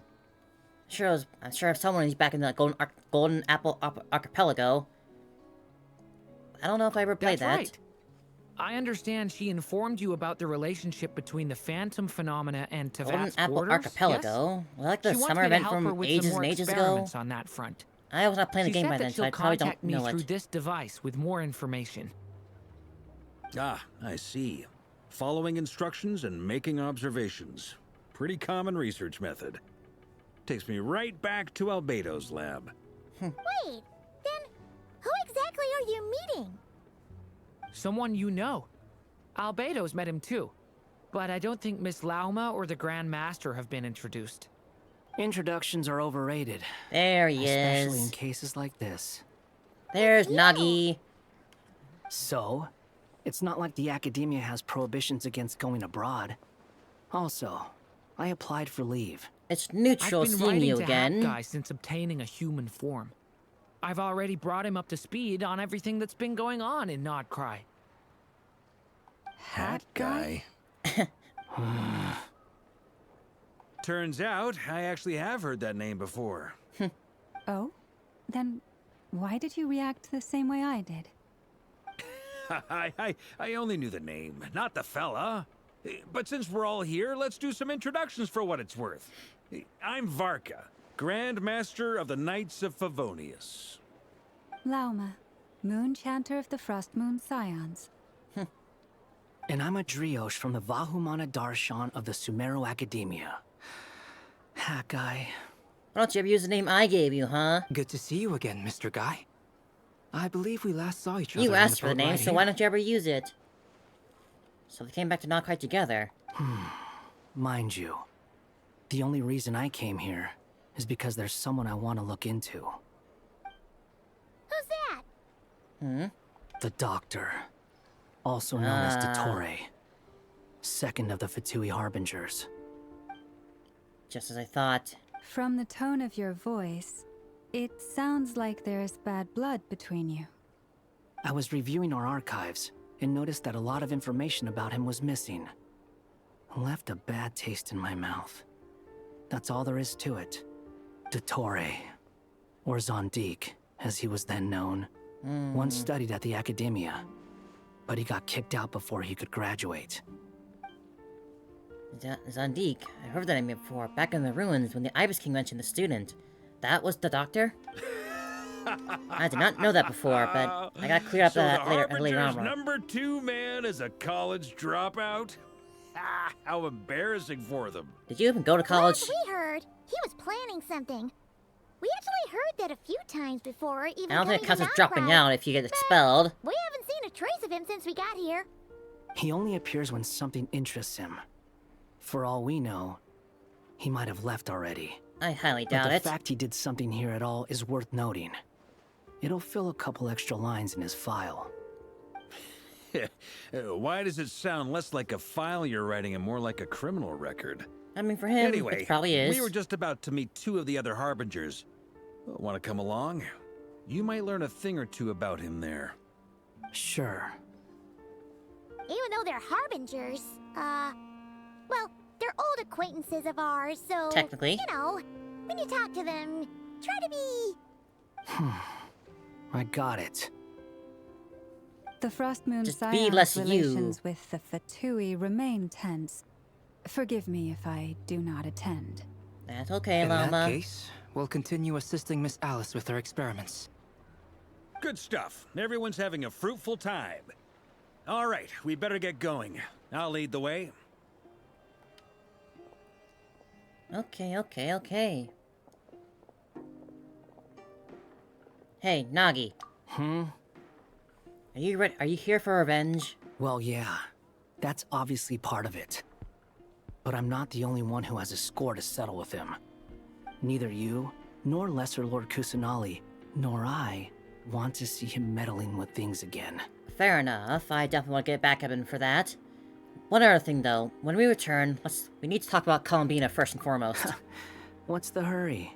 She's kind of disappearing and worry. almost gone. Pigeons always know which way home is. After the conversation ends, the group splits into two teams. Labibarka, you should make it to the environmental bureau. Hello, Father. Hello, Sandrone. You made it. Who is this? You don't recognize him? A scholar from Sumeru. They call him Hat Guy. He's an old friend of the Travelers. I thought he used to be a Harbinger himself. Was that not the case, or did they? Wait, this is the academia representative you wrote about? He doesn't exactly look the part. I believe this will prove my identity. You'll notice it bears the seal of the Sanctuary of Surasthana. Well, what do you know? So it does. All right then. My mistake. Good to see you two again. It's fine. I expected as much. What? So as I mentioned in my letter, the Academia's got its eyes on Dottore. But this matter remains top secret. Apart from those assisting in the investigation, the fewer people who know, the better. If anyone asks, I'm here in Nod Krai to pursue my personal academic interests. Gotta say, Varka, you did pretty well to keep all Well, this that guy's under just wraps standing for there. So long. Waiting for Sounds like you got in touch with the academia about this way back. You flatter me. You're all Harbingers. What's the reason did you have for the to disclose information about Dottore? Where do I even start? Remember that time we fought Rerir at Star Sand Shoal? He sure let me have it then, didn't he? I'll bet Dottore had that all sketched out, with me as his convenient little pawn. He could not care less about us if he tried, but hey! The feeling's mutual. Does Dottore really strike you as the sort who values his relationships with his colleagues? No, not all. Fair point. Definitely not. Which is why I always keep my guard up whenever he starts making suspicious moves. To that extent, our motivations align. On top of which, I consider you trustworthy people. Now, back on topic. In the wake of the Reikir of Solnari episode, Sandrone and I grew suspicious about Dottore's complete inaction during the entire Just affair. walking around. So we tried to find out what he'd been up to, but unfortunately to no avail. He never lets anyone in on his plans. The more he cares about something, the more secretive he gets. Indeed. Perhaps he believes that by keeping a low profile, he can avoid trouble. But that trick isn't going to work on his colleagues. Yeah, I mean, he's been Why does Arlecchino researching have the a sub-name ancient of moon's the name and not her actual and name? he's been trying to get his paws on the moon marrows. Marinette is Marinette, so why Only can't... an idiot would believe he doesn't Why is have Knave still just the something more Knave? planned. With this in mind, I returned to Snezhnaya and relayed my thoughts to Her Majesty the Tsaritsa, entreating her to have him recalled. That's pretty direct. Did the Tsaritsa agree? If the Tsaritsa Yes. ends up being an I made it Alicia clone, abundantly I'm gonna lose my clear that mind. The Fatui's business in Nod Krai is almost concluded, and we do not need 3 harbingers in That was this just random territory. a theory thought I had Her a while Majesty ago. concurred. Accordingly, Dottore has returned at her orders. I imagine he is continuing with experiments, which no one besides he would ever have any interest in. Common sense might mean nothing to him, but he's not stupid. He knows that no good can come from opposing the Tsaritsa. Smarts alone won't get him all the way.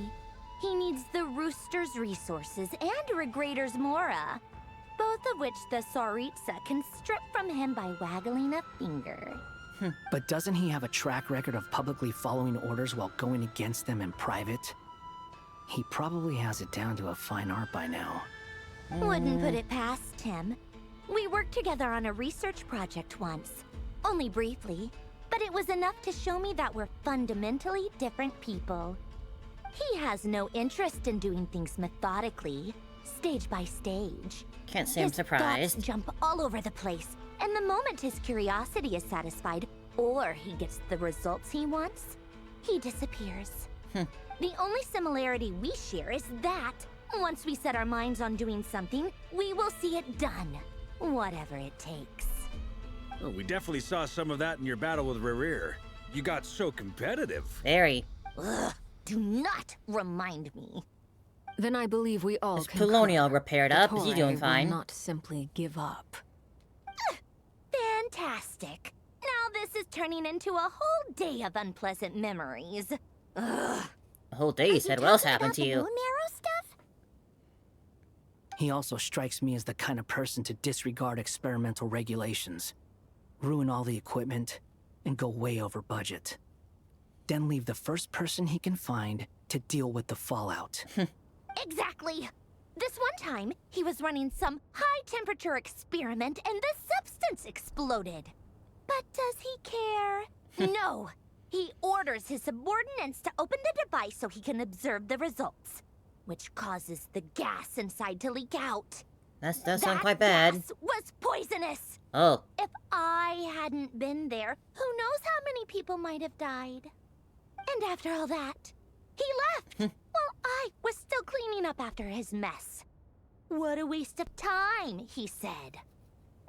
Waste of time? The nerve! He wasted my time! Oh, Columbia, poking your You've been bottling Nina's a that ghost. up for a while, huh? Hat guy, I must say, you seem awfully familiar with internal Fatui affairs. Especially when it comes to Dottore. Thank you, Lady Harbingers, for providing such valuable information. I have no other questions for now, so I'll be on my way. Wait, what? You're just gonna leave? You're welcome to join if you want. Alright, the feeling is neutral. Just when Paimon thought he'd finally mellowed out. He makes quite the impression. I'll say. I've met tons of headstrong people, but not many of them would join me in bad-mouthing Dottore. Anyway, back to the main agenda. Barca, you said that Columbina has gone missing? Or rather, disappeared. Not gone missing, but Yeah. physically disappeared. We're working on building a connection between her and this world. The simplest method is to find out her real name.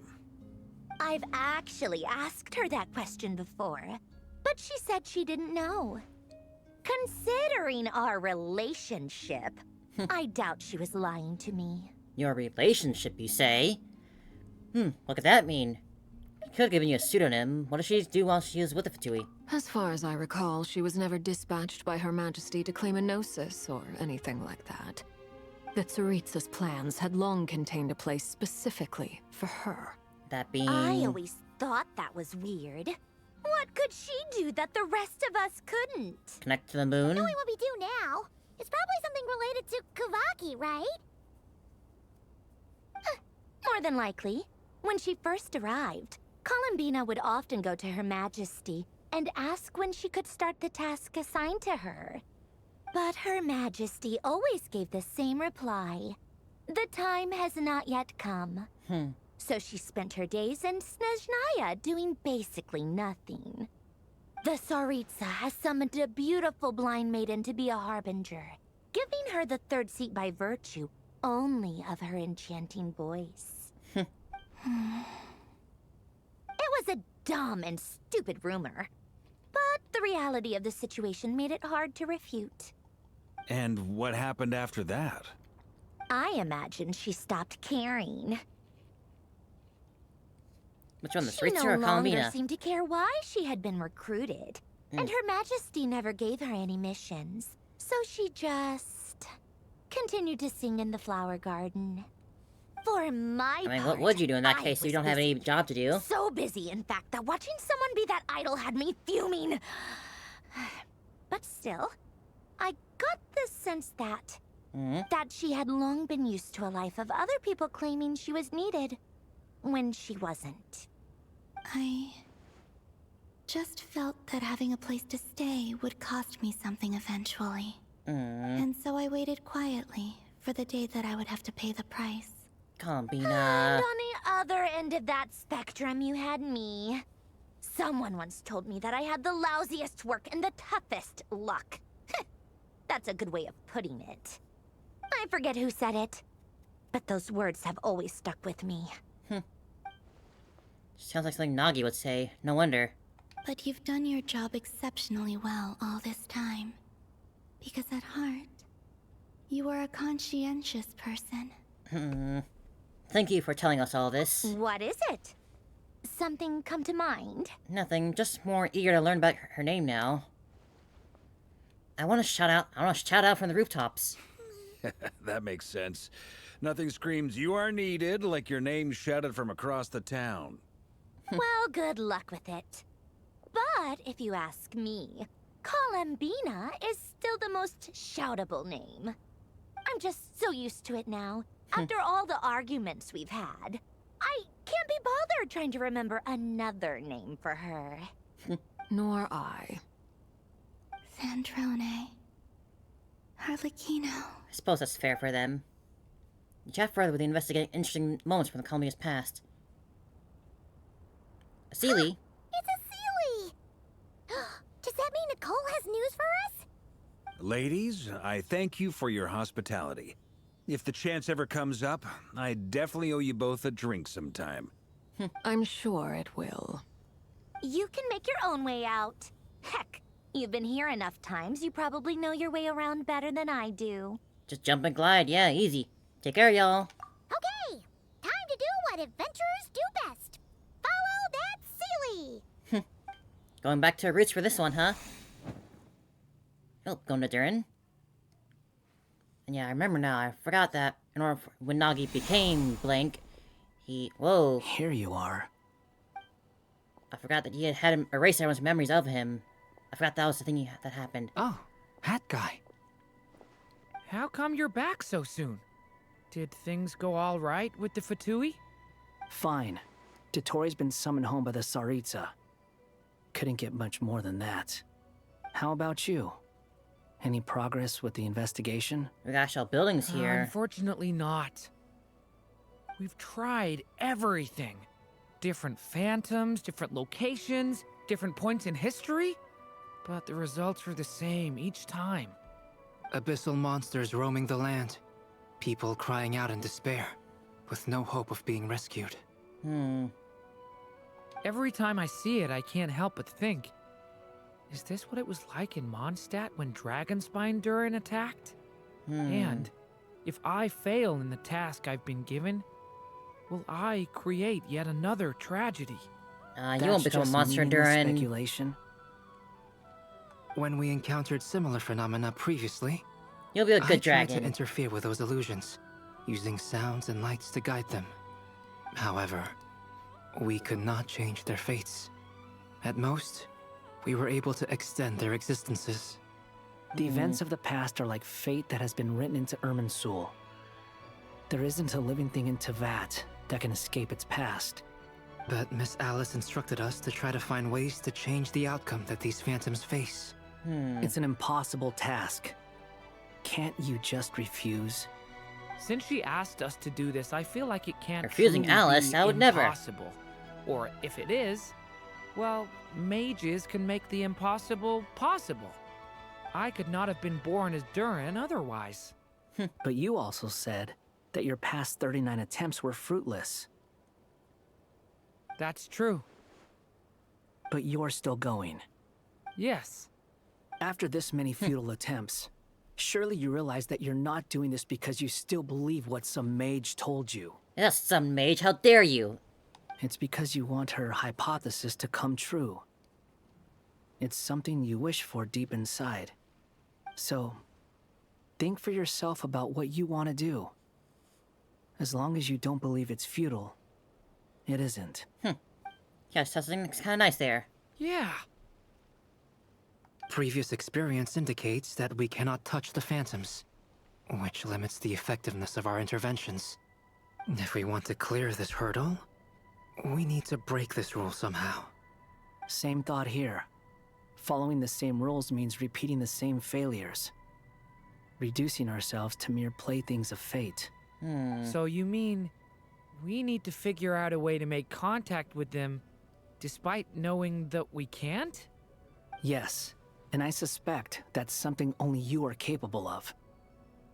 Everything in Teyvat is logged in Irminsul, but the withering that once occurred in Sumeru was a sign that the Great World Tree was being corrupted.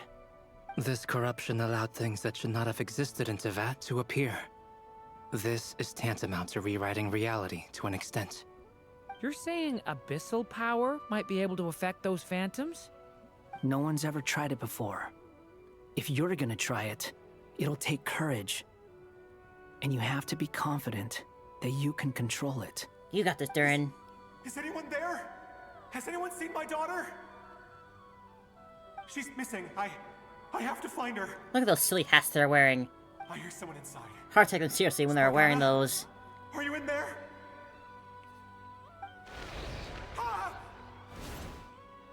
If I can use my abyssal powers to warn him that there is danger here, maybe it'll change his decision. Maybe he'll stay away. Yes. The important thing is not the nature of the power, but rather how you use it. To intimidate and obstruct. Sounds about right for the Abyss. Let me try. I should be able to influence that thing. You got it, Durin. Have you seen a little girl? Make use of the stone pillars. This isn't the time for that! Just run!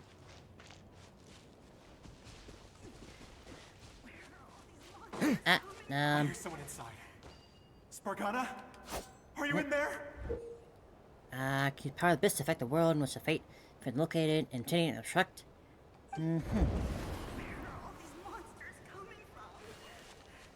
Ah. What is this? Looks dangerous. I should get out of here. Interesting. He really left. Ha! We did it! Don't celebrate too soon. Follow him. See what he does next. If anything, we're probably gonna end up in some sort of final destination type area. You need situation. to stop them and create an opportunity for him to hide. No,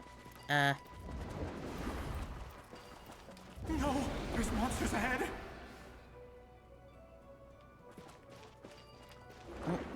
Lower. Wait, is that the barrier I saw earlier? Why is it appearing now? It's as if someone's controlling it. Look at that. The monsters are gone. Is it safe now?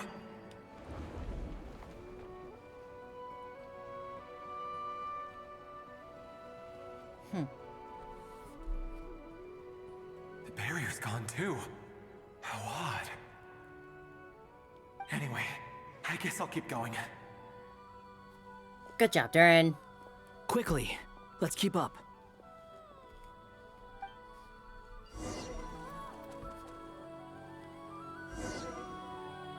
Wait, there was someone else here? Don't go any further. We've got anti-monster traps laid out everywhere. But my daughter must just be up ahead. I have to go. This way's blocked. Maybe we'll find her. Oh, probably won't stand back, guy. We might be able to use the explosives over there, but we need to take care not to hurt him. Yeah.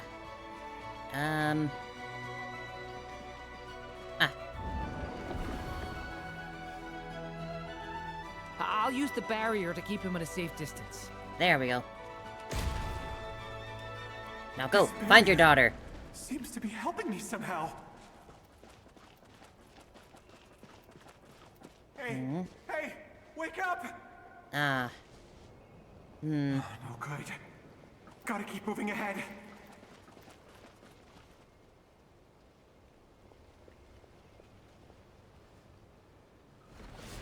Uh-oh. Many monsters! Can we save him from There's this? still a chance, Durin. Use the traps. I'll try.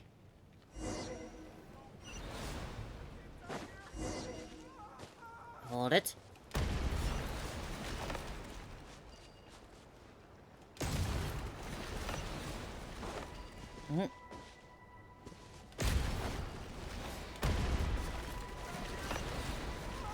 Ooh. Oh boy. Kinda got through there. Help me! Let's try it again.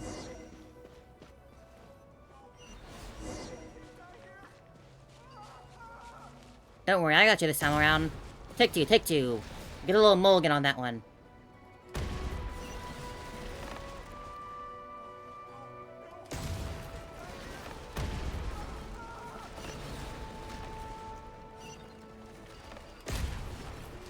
I hit the... No, I hit it that time,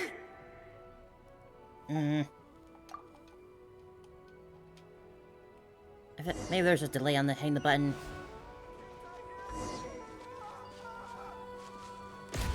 Try again.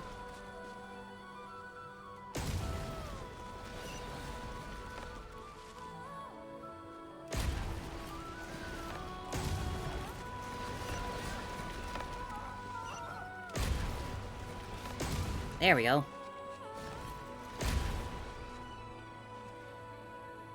This is a new development. I've never seen this happen before. We might just be able to save this person. I won't be so certain about that yet. As we said, this is already settled history. But at least I might learn something.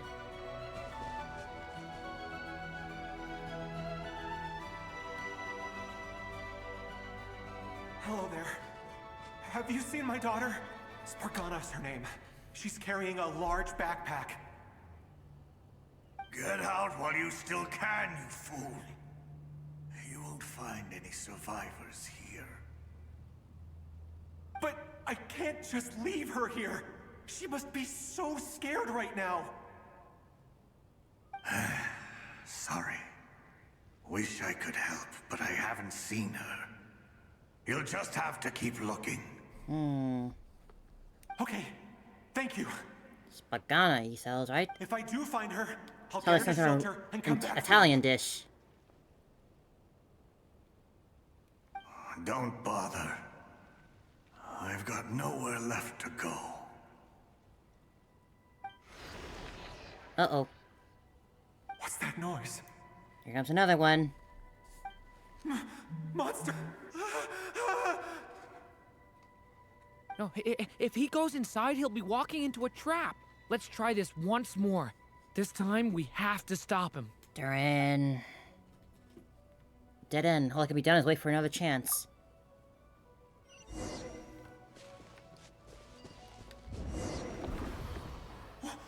Why?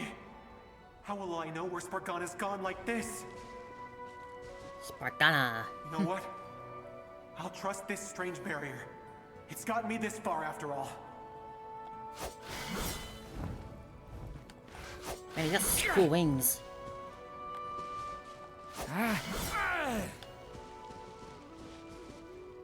No one live here. Spargana, are you there? A little step back, too. Come on, keep moving.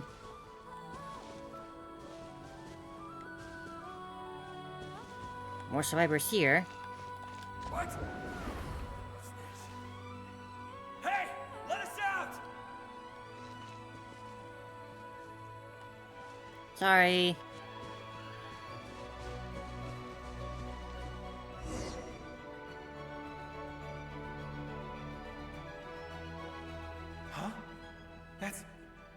That looks like one of my daughter's books. Thank you. Thank you. Yes, it's one of hers for sure. That's her name on it right there. She left her backpack here. There we go, we're getting somewhere. And there's another one. Durin, just like last time. Use the explosives.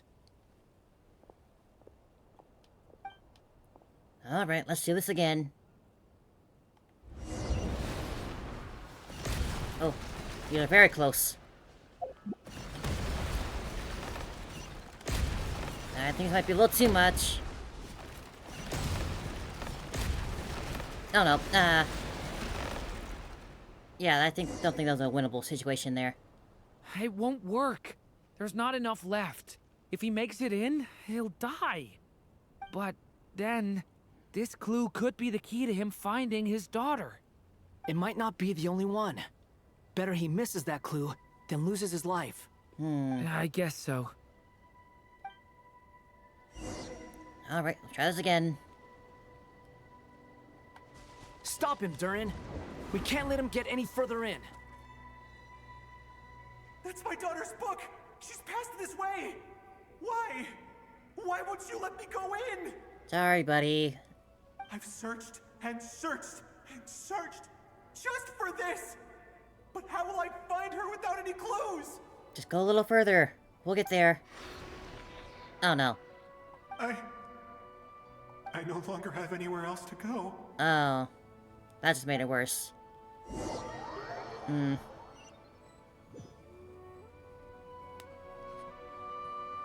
Well...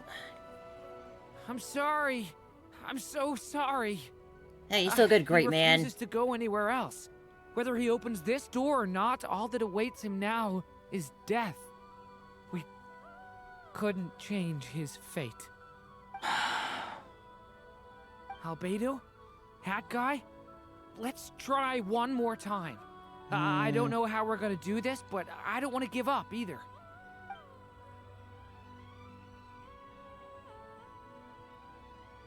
Alright, one more time then. Why am I here? What's going on? All these scenes running through my head. Where are they from? Are we breaking through? Huh? What's going on? We're doing something. His reactions have changed. How many times have I... What's happening to me? I feel a little bad for him, but this is also all for the greater good. Huh? Wait. Who are you? Oh, there's a glitch. You can see us now? I feel like I always could, but that I only just realized you were there. I'm sorry, I don't know how to describe what I'm feeling. It's alright, man. You and your silly hat are safe. You were the Maybe. ones guiding me using that marked barrier, right? I haven't done anything yet, but those monsters, those deaths, they feel like memories. Like things I really did experience. I mean, you did, yeah. I won't find my daughter. In fact, I'll ultimately die trying to find her. Isn't that right? Well, no, it isn't. Yes, it is. Nagi. Even so, we're trying to find a way out of this. You've not seen my daughter either, have you? Sorry. It seems she really isn't here.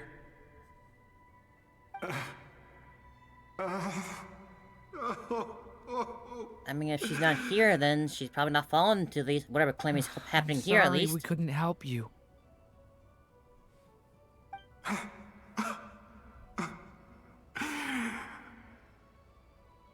I'm just tired.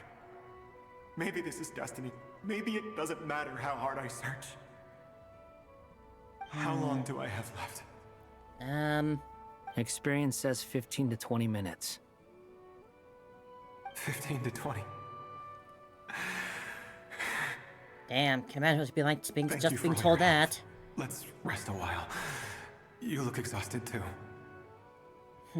Now's not the time for you to start pitying us. It's not pity. I'm just realizing that I've only got 10 or so minutes left. You know?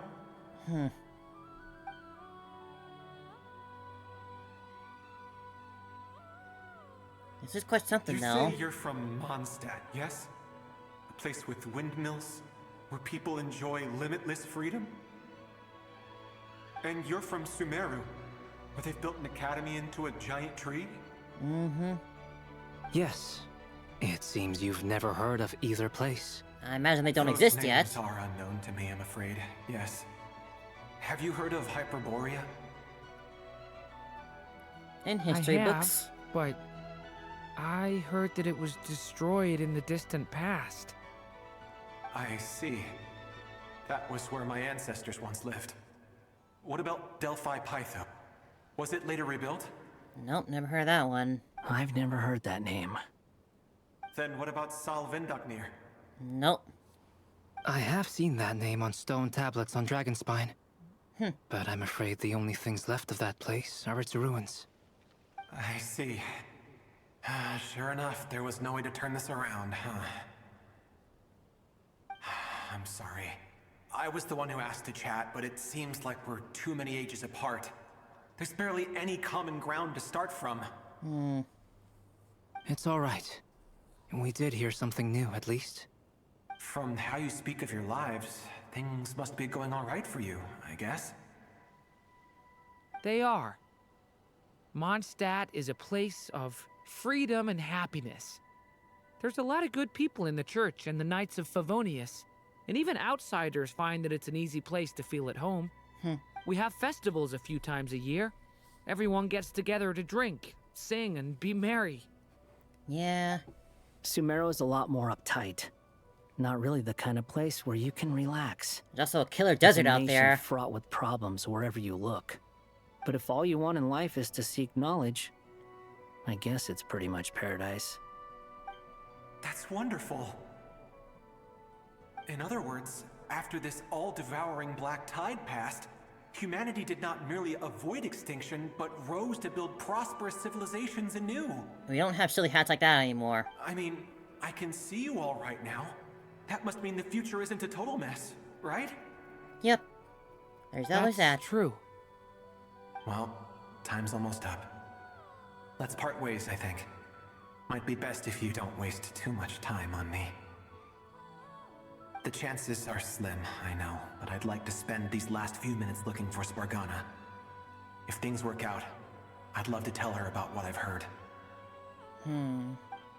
May we meet again. Well, or not, most probably. In that case, may your wishes come true. Thanks, Rasmapes.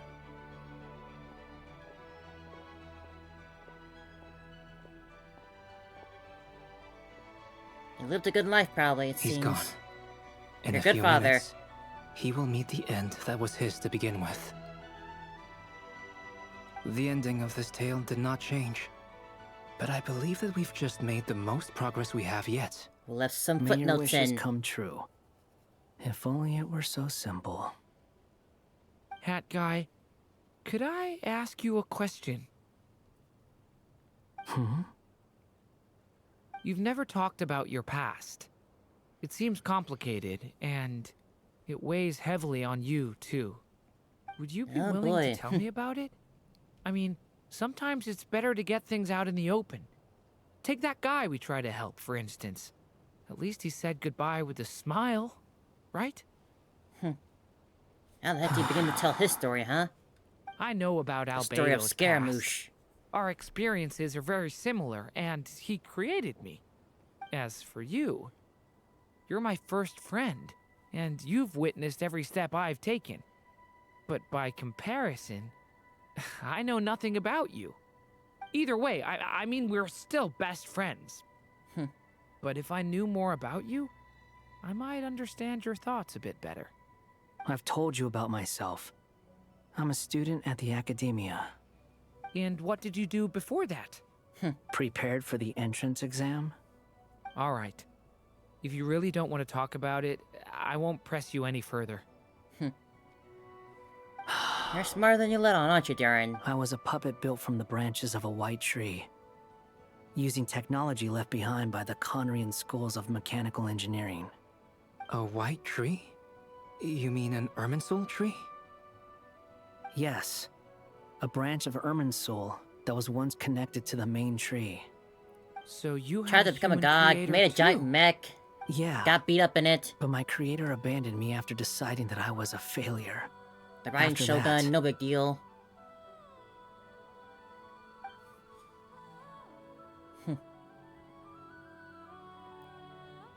Back in his even Durin. more emo days. Resisting the influence of the abyss, suppressing the urge to destroy, trying to do the right thing.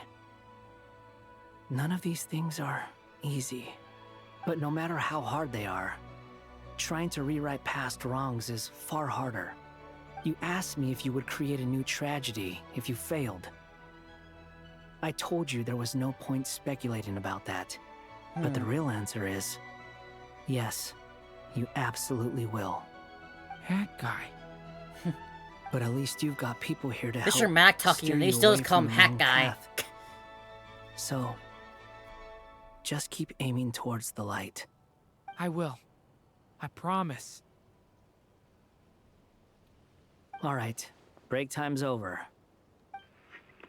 Oh, your dodo phone's ringing. Your dodo phone. Hello?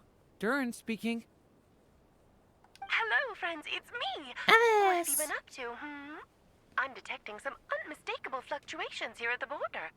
The Good amplitude fluctuations? isn't particularly high, but they're completely different signals from the ones before, and the scale is comparable to those I've detected previously.